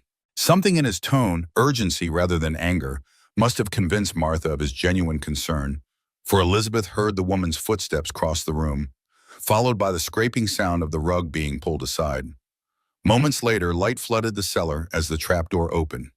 Jedediah's face appeared, relief washing over his features as he saw her. "Elizabeth," he breathed, reaching down to help her up. Then his expression changed as he noticed Nora's condition. "How long has she been like this?" "Since midday," Elizabeth managed, her voice breaking. It's getting worse. Martha thinks it's scarlet fever. At the words scarlet fever, Jedediah went very still, a haunted look crossing his face. For a terrible moment, Elizabeth feared he might retreat into his old grief, unable to face the illness that had taken his family. Instead, he visibly steeled himself. Bring her up, he instructed, his voice taking on the clinical precision of the physician rather than the fear of the father. I need light to examine her properly. As Elizabeth emerged from the cellar with Nora, she found herself facing the full assembly of their pursuers. Reverend Holcomb, Hiram Caldwell, Judge Caldwell, and several men she didn't recognize. Likely hired guns or members of the Moral Society. Well, well, Judge Caldwell drawled, a tall, imposing man with cold eyes. The prodigal returns, and in such interesting company. He gave Jedediah an appraising look. I wouldn't have expected the hermit doctor to involve himself with loose women and their bastards. Jedediah ignored the taunt completely, focusing instead on clearing space on the counter. Martha, I need hot water, clean cloths, and whatever alcohol you have, medicinal or otherwise. Now see here, Reverend Holcomb began, stepping forward. This woman is wanted for, this child is dying, Jedediah cut him off sharply. Whatever grievances you have can wait. Something in his tone, the absolute authority of a battlefield surgeon who had commanded respect even from generals, caused the Reverend to step back, momentarily silenced. Jedediah worked with focused intensity, examining Nora thoroughly while instructing Elizabeth in a calm, steady voice. Her throat is inflamed and there's the beginning of the characteristic rash on her chest. It's scarlatina, scarlet fever, but in the early stages. We can still treat it effectively. From his medical bag, he produced several small bottles and packets. Martha, I need a mortar and pestle or something similar. As the older woman hurried to comply, Hiram stepped forward, his handsome face twisted with indignation. That's my child you're handling, Doctor. I have the right to determine her care. Jedediah's eyes flashed dangerously as he turned to face the younger man. You surrendered any rights when you denied her existence and had her mother whipped on church steps. His voice remained level, but the contempt in it was palpable. Now stand aside or I'll demonstrate exactly how much anatomy I learned during the war. The threat, delivered in his clinical tone, was effective. Hiram retreated, though his expression promised future retribution. Working methodically, Jedediah prepared a solution of herbs and medicines, explaining each step to Elizabeth as he proceeded. She assisted him with the precision he had taught her over the winter, their movements synchronized like dancers who had practiced together for years. This will help reduce the fever and ease her breathing, he said, showing Elizabeth how to administer small amounts of the mixture to Nora. The key is keeping her temperature down and ensuring she stays hydrated. As they worked, Elizabeth became aware of a subtle shift in the room's dynamic.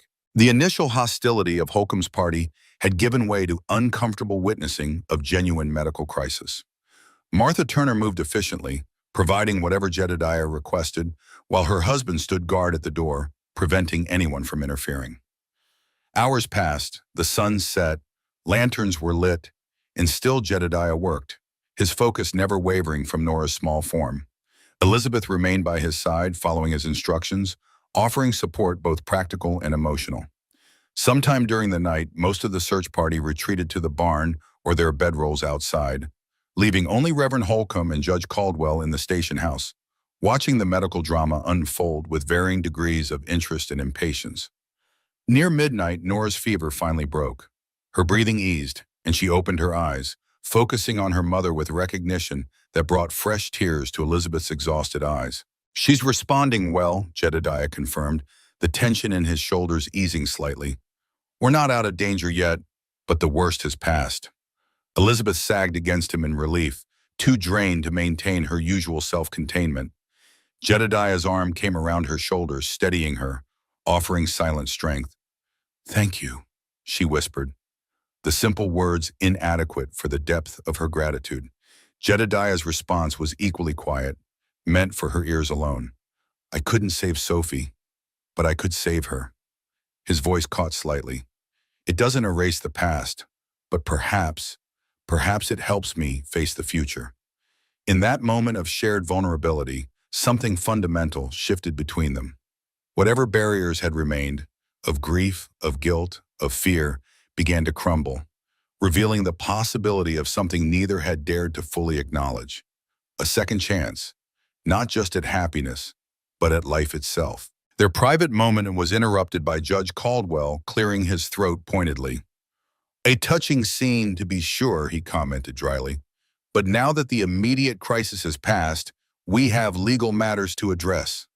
Jedediah straightened, keeping one hand protectively on Elizabeth's shoulder. "Your legal matters can wait until morning. The patient needs rest, as does her mother." "The patient is my granddaughter," Judge Caldwell countered, "and her future will be decided according to law, not the whims of a reclusive doctor with questionable judgment in companions." Before Jedediah could respond, Martha Turner stepped forward, her weathered face set in determined lines. "There'll be no more talk of law or morality tonight in my house. Everyone's exhausted, and that child needs peace to recover." She fixed the judge with a stern look that suggested she was unimpressed by his authority. "Even the Lord rested on the seventh day, Judge. Surely you can manage for a few hours." Surprisingly, the judge conceded with a tight nod. "At first light, then. This matter will be resolved once and for all." As the others withdrew, Martha showed Elizabeth and Jedediah to a small back room where they could rest with Nora. The simple space contained a narrow bed and little else, but after their ordeal, it seemed a sanctuary. Elizabeth settled Nora in the center of the bed, then hesitated, uncertain of the proper protocol in their unusual situation. Jedediah solved the dilemma by pulling a chair alongside the bed. "I'll keep watch," he said softly. "You rest." "You haven't slept in over 24 hours, Elizabeth protested. A ghost of a smile touched his lips. "I've gone longer during surgery. Army doctors learn to function on little sleep." Elizabeth recognized the futility of arguing with him when he'd made up his mind. Instead, she reached for his hand, squeezing it gently. "Wake me if anything changes with Nora." "I will," he promised. As Elizabeth drifted towards sleep, the last thing she saw was Jedediah sitting vigilant beside the bed, one hand resting lightly on Nora's small chest to monitor her breathing, his expression a complex mixture of determination and tenderness. In the morning, they would face whatever legal and social challenges awaited them. But for now, in this moment, they were simply three people who had found each other against all odds. A doctor who had stopped practicing, a woman who had lost faith in humanity, and a child who had connected them in ways neither could have anticipated. Whatever came next, Elizabeth knew with sudden clarity, they would face it together. Dawn arrived with soft golden light filtering through the station's small windows. Elizabeth woke to find Jedediah still in his chair, though his posture suggested he had dozed intermittently through the night. Nora slept peacefully between them, her color much improved, her breathing regular and unlabored. "Her fever hasn't returned," Jedediah reported quietly, noticing Elizabeth's wakefulness. "The medicine is working." Elizabeth touched her daughter's forehead, confirming his assessment with profound relief. "You saved her." "We saved her," he corrected. "Your quick recognition of the symptoms, getting her to shelter instead of continuing on the trail, those decisions were crucial." Before Elizabeth could respond, a knock at the door announced Martha Turner's arrival with a tray of coffee and simple breakfast. "They're gathering outside," she reported, setting down the food. "Judge Caldwell sent for the territorial magistrate from the next county. Reverend Holcomb's been praying loudly enough to wake the dead, asking God's guidance in resolving this moral situation." Her tone made clear her opinion of such theatrical piety. Elizabeth's appetite vanished at the news. "A magistrate means a formal hearing." Jedediah nodded grimly. "They're determined to establish legal custody of Nora." "Hiram never wanted her," Elizabeth said bitterly. "This is about control, about punishing me for daring to leave." "It's about more than that now," Martha interjected, her expression serious. "Word is Judge Caldwell's political ambitions extend to the governor's office. A scandal involving his son and an immoral woman could damage those prospects. So I'm to be erased, and Nora rewritten into their family history as a poor orphan they charitably adopted," Elizabeth concluded, her voice tight with anger. "Not if I can help it," Jedediah said firmly. He rose, wincing slightly as stiff muscles protested the movement. "I need to examine Nora once more, then we'll face whatever awaits us outside." An hour later, with Nora fed and resting comfortably in a makeshift sling, Elizabeth and Jedediah emerged from the station house to confront their accusers. The scene before them resembled a makeshift court. Judge Caldwell seated at a table brought outside for the purpose, Reverend Holcomb standing to his right like a moral sentinel, and Hiram positioned nearby, looking uncomfortable but determined. A small crowd had gathered, travelers staying at the way station, a few local settlers, and the original search party. Among them, Elizabeth spotted Isaiah Wheeler's tall figure, his presence unexpected but welcome. Judge Caldwell called the impromptu hearing to order with the authority of his long judicial career. We are convened to determine the rightful guardianship of the infant female known as Nora Winters, born out of wedlock to Elizabeth Winters, father acknowledged as Hiram Caldwell. Jedediah stepped forward, his bearing reminiscent of his military days. Your Honor, the child in question is still recovering from scarlet fever. Any prolonged proceedings could endanger her health. Will be appropriately brief, Doctor, the judge replied dismissively. This is a simple matter. An illegitimate child's custody naturally reverts to the father when the mother is deemed unsuitable. Unsuitable, Elizabeth echoed, anger overcoming her usual caution. By whose standard? By the standard of Christian decency and territorial law, Reverend Holcomb interjected, his resonant voice carrying across the gathering. A woman who seduces a respectable man, bears a child in sin, then flees proper authority, is manifestly unfit for motherhood. Jedediah's expression darkened. And a man who denies his child, then orders the mother whipped publicly is fit for fatherhood? Murmurs ran through the assembled crowd. Judge Caldwell rapped sharply on the table. These inflammatory accusations are without foundation, Dr. Harlan. I have treated the lash marks on her back myself, Jedediah countered, and there were witnesses to Hiram's public denial of responsibility. Ancient history, Judge Caldwell dismissed. My son has seen the error of his ways and wishes to provide a proper home for his child, with all the advantages the Caldwell name can offer. A name he refused to give her at birth, Elizabeth pointed out, her voice steady despite her inner turmoil. A name he called me a liar and a whore for associating with his precious reputation. Hiram stepped forward, his handsome face arranged in an expression of contrition that didn't reach his eyes. I was confused, frightened by the responsibility, he said, clearly playing to the audience. I've since recognized my duty to and to my child. I only wish to make amends, to give my daughter the life she deserves. Elizabeth might have laughed at the performance had the stakes not been so high. A touching reformation, she said coldly. When did it occur? Before or after you hired bounty hunters to track us down? Before Hiram could respond, a commotion at the edge of the gathering drew everyone's attention. A woman was pushing through the crowd, slender, fair-haired, dressed in the practical uniform of a nurse, her features partially obscured by a wide-brimmed hat. I object to these proceedings, she called out, her voice clear and commanding. This hearing cannot continue without all parties present. Jedediah froze beside Elizabeth, his face draining of color as if he had seen a ghost. Perhaps, in a way, he had. The woman removed her hat, revealing a face that Elizabeth knew intimately, despite never having seen it before. The face from Jedediah's photographs, the face that had reminded her so strongly of her missing sister. Rachel, Jedediah whispered, the single word holding years of grief and confusion. But it wasn't only Jedediah who recognized her. Elizabeth found herself stepping forward instinctively, her own shock mirrored in the woman's expression as their eyes met. Victoria, Elizabeth breathed, using the name by which she had known her sister. The woman, Rachel to Jedediah, Victoria to Elizabeth, stood very still, caught between identities, between past and present. Yes, she finally said. Both, I suppose. Judge Caldwell rose from his seat, irritation plain on his severe features. What is the meaning of this interruption? Who are you, madam? My name is Rachel Harlan, she responded, her chin lifting slightly. Or it was. Before that, I was Victoria Winters. Her gaze moved from Elizabeth to Jedediah and back again. I believe I am sister to one and wife to the other, though legally dead to both. A stunned silence fell over the gathering. Reverend Holcomb was the first to recover, his face darkening with suspicion. This is some manner of trick, he declared, a theatrical distraction from the matter at hand. No trick, Reverend, the woman replied calmly.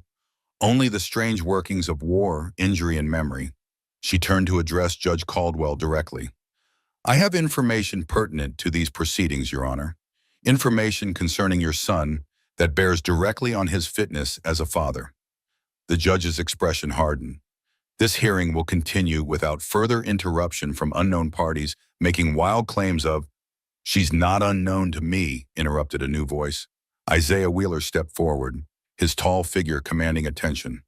I've been tracking rumors of Mrs. Harlan's survival for nearly a year now, Judge. Found her working as a nurse in Helena under the name Victoria Reed. Her identity is genuine, as are her memories, those that have returned to her. Elizabeth felt the world tilting beneath her feet. Victoria alive. The sister she had mourned for years, the sister whose fate had driven Elizabeth's quest for vengeance against the Caldwells. Victoria/Rachel moved closer, her eyes filling with tears as she looked at Elizabeth. I didn't remember you, Lizzie. Not for a long time. The explosion at the field hospital, there was damage. To my mind, my memories. She turned to Jedediah, her expression a complex mixture of regret and affection. I woke in a makeshift hospital with no name, no past. You were there treating the wounded. You called me Rachel because of the initials embroidered on my handkerchief, RW for Rachel Winters, our mother's name. But it could just as easily have stood for Rachel Winters. Jedediah seemed unable to speak, his usual composure shattered by this apparition from his past. Elizabeth instinctively moved closer to him, offering silent support. We married, Victoria/Rachel continued softly. Built a life. Had Sophie. I was content, if always haunted by the sense of another life just beyond my reach. She closed her eyes briefly. After Sophie died, the nightmares began. Fragments of memory returning. Another name, another family. Terrible things I'd witnessed during the war.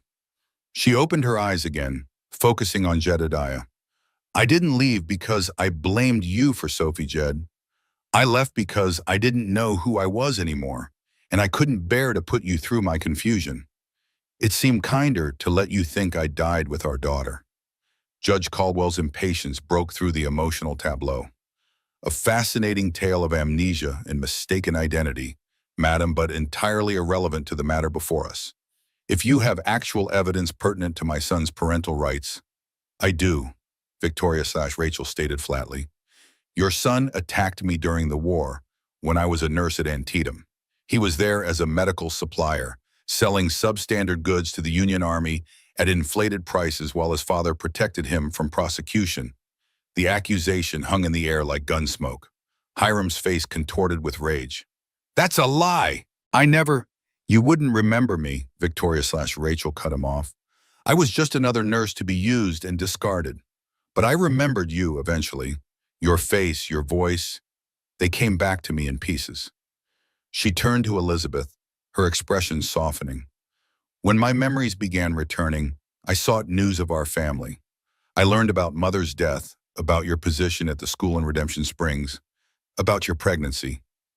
Understanding dawned on Elizabeth's face. You knew about Hiram, about what he'd done to me. Victoria/Rachel nodded. Not immediately, but when I heard the name Caldwell associated with you, the connections formed. She faced Judge Caldwell again, her voice steady. Your son is not fit to be a father, Your Honor. Not merely because he abandoned his responsibilities, but because of the violence in his nature. Violence I experienced firsthand, and which I suspect my sister also suffered. Hiram's face had gone from rage to panic. Father, you can't believe this madwoman. She's clearly deranged, inventing stories to... Be silent, Hiram, the judge ordered, his own expression inscrutable. He studied Victoria/Rachel with narrowed eyes. You make serious accusations against a respected family, Mrs. Whatever your name truly is. Accusations from decades past, without witnesses or evidence. There is evidence, came another voice. An older woman had stepped forward. Elegant despite her simple dress, her silver-streaked hair pulled back in a severe bun. Elizabeth recognized her as one of the local settlers who had been watching the proceedings. Beatrice Thornton, Your Honor. I was a nurse at Antietam as well. I remember Victoria Winters, and I remember the attack she suffered. I also remember reporting it to you personally when you came to inspect your son's medical supply operation.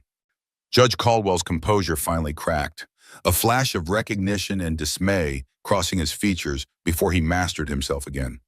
Even if these historical grievances have some basis in fact, he managed, they have no bearing on the present situation.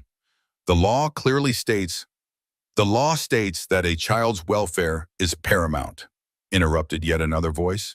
A distinguished-looking older man had joined the gathering, the territorial magistrate, judging by his formal attire. And from what I've heard since arriving, there seems to be considerable question about what would best serve this child's interests. The magistrate, Judge Howard Simmons, as he introduced himself, took control of the proceedings with the natural authority of his position. He called forward at each participant, listening carefully to their testimony, asking pointed questions that revealed his sharp intelligence and impatience with obfuscation. When Elizabeth's turn came, she spoke plainly of her relationship with Hiram, her pregnancy, the public humiliation she had suffered, and her flight to protect Nora from being taken. She acknowledged her initial motive of revenge against the Caldwell family, admitting that it had been misguided, but emphasizing that her love for Nora was genuine and paramount. Jedediah testified to Elizabeth's character, to her care of Nora through the difficult winter, and to his medical opinion that separating mother and child would cause significant harm to both. He spoke with the precision and authority of his profession, his personal feelings carefully controlled, but evident in his protective stance beside Elizabeth. Victoria/Rachel provided what details she could remember of her attack by Hiram during the war, of Judge Caldwell's subsequent cover-up, and of her gradual recovery of memory after leaving Jedediah. Her testimony connected the disparate threads of the narrative, revealing the complex web of past and present that had brought them all to this moment. Throughout it all, Nora remained peaceful in Elizabeth's arms, occasionally making soft sounds that drew instinctive responses from both Elizabeth and Jedediah, small adjustments to her position, gentle touches to reassure her, the unconscious synchronization of two people who had learned to care for a child together. As the testimonies concluded, Judge Simmons sat in thoughtful silence for several moments.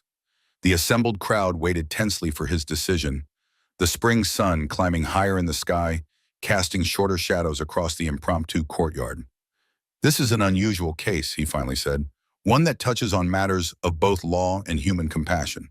He looked directly at Elizabeth and Nora. "The bond between mother and child is sacred, recognized both by our legal system and by natural law. To sever such a bond requires extraordinary justification." He turned to Hiram, his expression hardening. "I find no such justification here. Indeed, Mr. Caldwell's character and conduct suggest he is motivated not by genuine concern for the child, but by considerations of family reputation and control." Judge Caldwell began to protest, but Simmons silenced him with a raised hand. "My decision is as follows. Primary custody of the child known as Nora Winters shall remain with her mother, Elizabeth Winters." A murmur of approval ran through portions of the crowd, while Reverend Holcomb's face darkened with disapproval.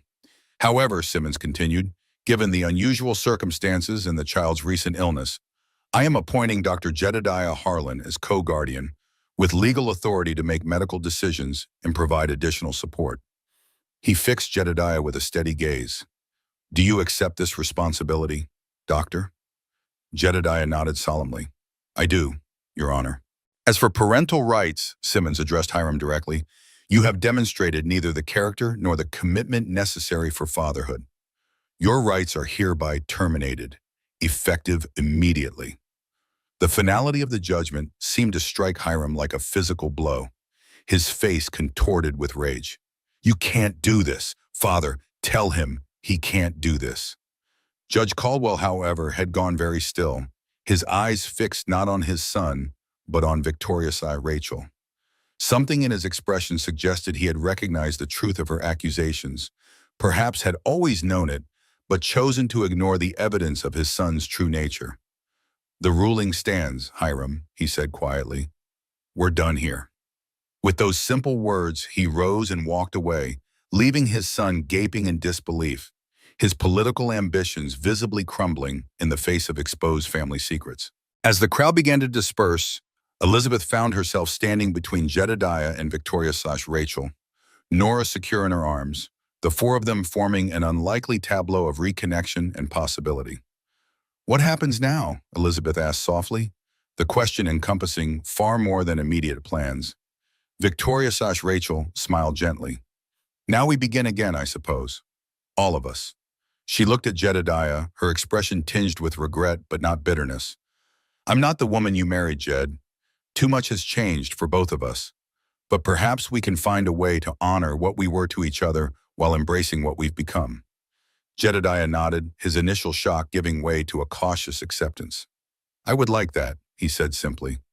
Elizabeth felt a complex mixture of emotions: joy at finding her sister alive, uncertainty about what this meant for her deepening connection with Jedediah, relief at keeping Nora, worry about their future path. But beneath it all ran a current of profound gratitude.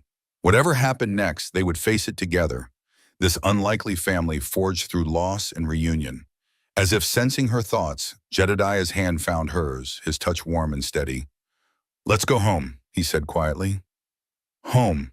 The word held new meaning now, not just a place, but people, connections, the possibility of belonging that Elizabeth had thought forever lost to her. "Yes," she agreed, her fingers tightening around his. "Let's go home." The journey back to Jedediah's cabin took 2 days, the pace deliberately too slow to accommodate Nora's recovery and the emotional weight of their recent experiences. Victoria, she had chosen to use her birth name again, while acknowledging her time as Rachel, rode with them partway before continuing to Helena, where she had established a life as a respected nurse. "I'll visit soon," she promised Elizabeth, the sisters embracing with the awkward tenderness of those relearning connection. "We have years to recover, stories to share."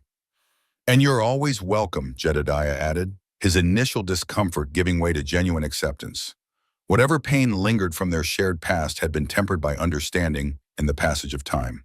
As the small party crested the final ridge, Jedediah's cabin came into view, nestled against the backdrop of mountains now green with spring growth.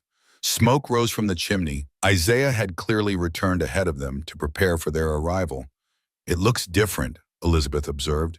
"More like a home?" Jedediah suggested quietly. She nodded, surprised by the emotion that tightened her throat. When she had first seen this place, nearly dead from cold and fear, it had seemed merely a haven from the storm. Now it represented something she had thought forever beyond her reach: stability, safety, the potential for happiness. Isaiah greeted them at the door, his normally stoic expression warming at the sight of Nora's improved condition. "Cabin's clean, fire's lit, stew's on the stove," he reported. "Figured you'd be hungry after that journey." The simple domesticity of the moment, returning to a prepared meal, to a space where they were expected and welcomed, struck Elizabeth with unexpected force. This was what family felt like, she realized. Not the rigid structures of legitimacy that Reverend Holcomb preached, not the cold appearances of propriety that Judge Caldwell valued, but this: people caring for one another, creating belonging from choice rather than obligation. That evening, after Nora had been fed and settled in her crib, the adults gathered around the fire. Isaiah had brought news from town.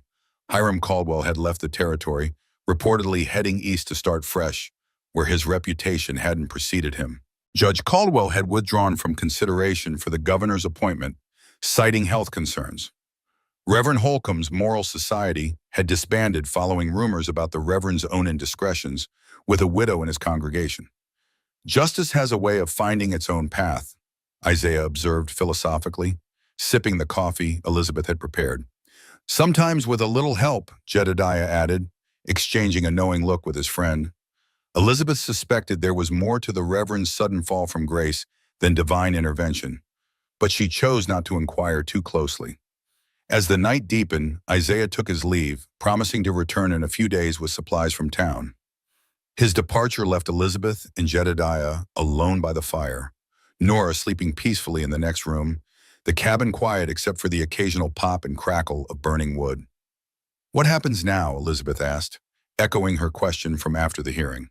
"With us, I mean." While Jedediah studied the flames, his profile strong in the golden light. "That depends entirely on what you want, Elizabeth." "What I want," she repeated softly. "For so long, my only want was survival. For Nora, for myself. I never allowed myself to think beyond the immediate need. And now?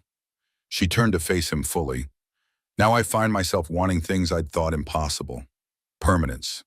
Connection. She paused, gathering courage. A future with someone who sees me clearly and values what he sees. Jedediah's eyes met hers, the usual reserve giving way to vulnerable honesty. I see you, Elizabeth. Your strength, your flaws, your capacity for both justice and mercy. The mother who would walk through blizzards to protect her child. The woman who taught a broken man to value living again. He reached for her hand, his touch gentle but sure. I've been considering something since we returned from the hearing. A proposition, though not the convenient arrangement you suggested before. Elizabeth's breath caught, hope and uncertainty mingling in her chest. What kind of proposition? A partnership, a shared life. His voice deepened with emotion. A marriage based not on necessity or convention, but on choice, on the recognition that we are better together than apart. Are you certain? Elizabeth asked, needing his absolute confirmation. With Victoria's return, with all that's happened, I've never been more certain of anything, Jedediah interrupted softly. Victoria is my past, a past I've made peace with. You and Nora are the future I never thought I'd have, never thought I deserved. He shifted closer, reaching up to trace the curve of her cheek with gentle fingers. I don't offer perfection, Elizabeth. I'm still healing, still learning to live without the weight of guilt and grief. But I offer honesty, respect, and a heart that somehow found its way back to feeling, despite my best efforts to keep it dormant. Tears blurred Elizabeth's vision, not of sorrow, but of a joy so unexpected she hardly knew how to contain it. Yes, she whispered, turning her face to press a kiss against his palm. Yes, to all of it. Their first kiss was tentative, a careful exploration of new territory. The second held more confidence, and the third a promise of deeper connection to come. When they finally separated, both were breathing quickly, faces flushed with more than just the fire's heat. We should wait, Jedediah said, his sense of propriety reasserting itself despite the desire evident in his eyes. Do things properly. Elizabeth laughed softly. After everything we've been through, you're concerned with propriety? Not for society's sake, he clarified. For ours, for Nora's. To build this new life on a foundation of respect, not just reaction to danger or relief at survival. Understanding softened her expression. Always the careful doctor, aren't you? Ensuring everything heals correctly in its own time. Some habits are worth maintaining, he acknowledged with a small smile. In the weeks that followed, the cabin underwent a transformation. Jedediah cleared out the covered medical equipment, establishing a proper examination room. Word spread quickly that the hermit doctor was practicing again, and patients began to arrive, cautiously at first, then with increasing frequency as his skill and compassion became known. Elizabeth established a small school in what had once been a storage shed, teaching the children from nearby homesteads. Her knowledge of telegraphy proved unexpectedly valuable when the territorial government expanded communication lines through the region, providing her with additional income and connection to the wider world. Nora flourished, growing stronger daily, her personality emerging as distinct and vibrant. Curious like her mother, observant like Jedediah, with a determined spirit that was entirely her own. The birthmark behind her ear that had once seemed to Jedediah evidence of supernatural connection gradually came to represent something different, but equally profound. The natural continuation of life, the persistence of hope beyond loss. Victoria visited regularly, forming a bond with the niece she had never expected to know, rebuilding the sisterhood with Elizabeth that war and injury had interrupted. She established a clinic in Helena, occasionally consulting with Jedediah on difficult cases, their medical partnership evolving into a friendship based on mutual respect rather than shared history. The wedding took place in early summer, a simple ceremony performed by the territorial judge who had upheld their guardianship of Nora. Isaiah stood as witness, Victoria held Nora, and Martha Turner provided a cake decorated with wildflowers.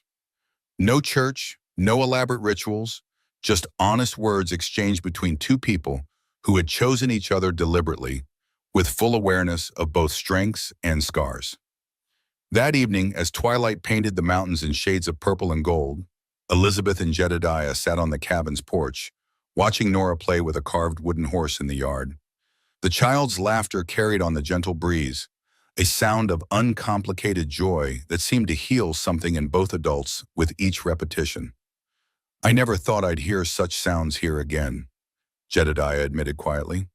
"After Sophie and Rachel, Victoria, I was certain this place would remain silent, a monument to what had been lost."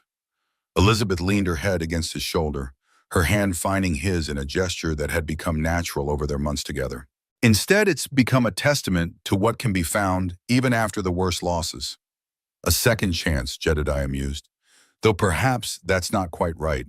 Not a repetition of what was, but something new built from the remnants." "Something stronger," Elizabeth suggested, "like a bone that heals after breaking." Jedediah's arm came around her shoulders, drawing her closer.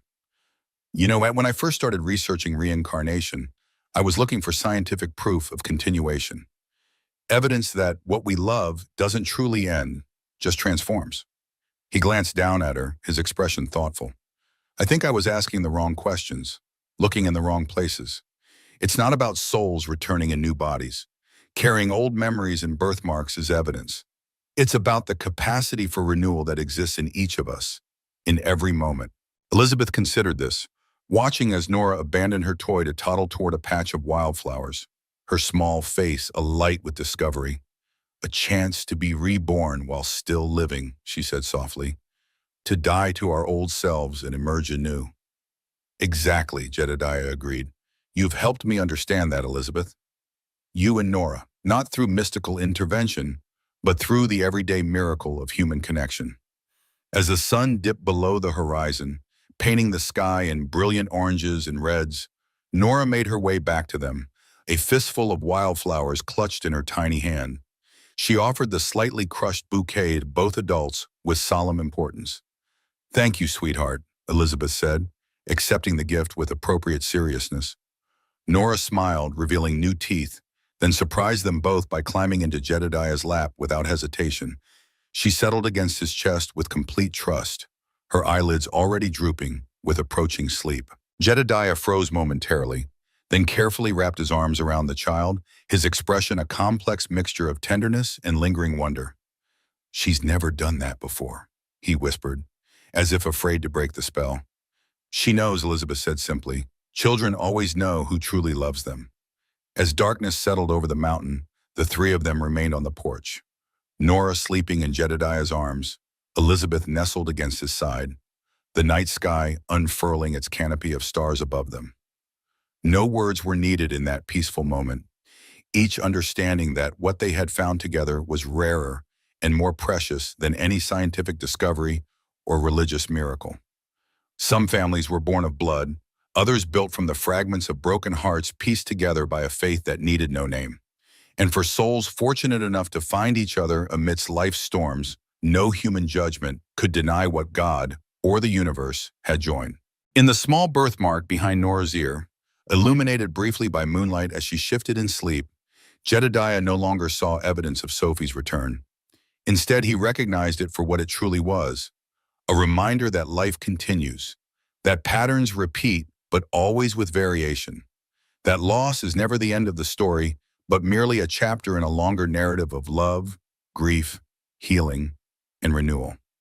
The echo of the heart was not the literal return of the departed, but the resonance of their love continuing to shape the living, guiding, inspiring, sometimes wounding, but always connecting past to future in the endless circle of human experience. As Elizabeth's hand found his in the darkness, Jedediah felt the final pieces of his fractured self settling into a new configuration. Different from the man he had been before tragedy struck, but whole in a way he had thought forever beyond reach. Not healed without scars, but healed nonetheless. Ready, at last, to fully embrace the life before him rather than the ghost behind. "Let's go inside," he said softly, rising with Nora still cradled against his chest. "It's time to put the past to rest and welcome tomorrow." Elizabeth stood with him, her smile visible even in the growing darkness. "Together," she agreed, the single word containing multitudes. Together, Jedediah echoed, the simple affirmation more powerful than any vow. Hand in hand, they entered the cabin that had once been a monument to loss but now stood as testament to renewal. A sanctuary for three souls who had found in each other not what they had lost, but something they had never known they needed. The door closed behind them, not as barrier, but as embrace, sheltering the family they had become against whatever storms might still lie ahead. Outside, wildflowers bent in the evening breeze, stars wheeled in their ancient patterns, and life continued its eternal cycle of ending and beginning, exactly as it always had and always would. A mystery beyond complete understanding, but not beyond hope, not beyond love, not beyond the remarkable human capacity to begin again, even from the darkest night. 10 years passed, bringing changes none of them could have imagined. The simple cabin had become a small compound, Jedediah's clinic on one side, Elizabeth's school on the other, and a warm home in between, where laughter rang out daily. Nora, now 11 years old, had become a bridge not just between Elizabeth and Jedediah, but with the entire community. The crescent-shaped birthmark behind her ear, once the object of Jedediah's obsession, was now just a charming feature admired by other children. In the garden behind their home, Nora often helped Jedediah grow medicinal herbs, absorbing medical knowledge with a natural curiosity that both Elizabeth and Jedediah took pride in. Every Sunday, Victoria visited from Helena, bringing news from the outside world and stories about the women's clinic she had established. Widow Hastings, who had once adamantly opposed the fallen woman, now regularly brought baked goods and spent hours with Elizabeth, learning to knit and sharing life stories. One winter evening, as snow fell heavily again, there came a knock at the door. Nora was the first to hear it. "Someone's outside," she called, running to open the door before her parents could react. On the threshold stood a young woman holding a small child, shivering in the cold, a reflection from the past. Elizabeth and Jedediah looked at each other, needing no words. "Come in," Nora said, with the confidence of a child raised with love and compassion. "Anyone who needs help is welcome here." Jedediah looked at his daughter, then at Elizabeth. In their eyes was a deep understanding of how past and present intertwine, how the circles of life continue to expand. They had created not just a family, but a legacy of kindness and acceptance that would far outlive them. "As I told your mother many years ago," Jedediah whispered to Elizabeth as they walked to the door together, "you are wanted here." Elizabeth took her husband's hand, feeling the calluses from years of healing, years of building. "Together," she said, repeating the affirmation that had become their guiding principle. "Together," Jedediah agreed as they opened the door wider and invited the strangers into their home, no longer the lonely cabin of a grieving man, but the warm heart of a community. Outside, the stars continued their rotation in the Montana sky, unchanging yet always witnessing new beginnings, second chances, and souls finding their way home, whether for the first time or after years of being lost.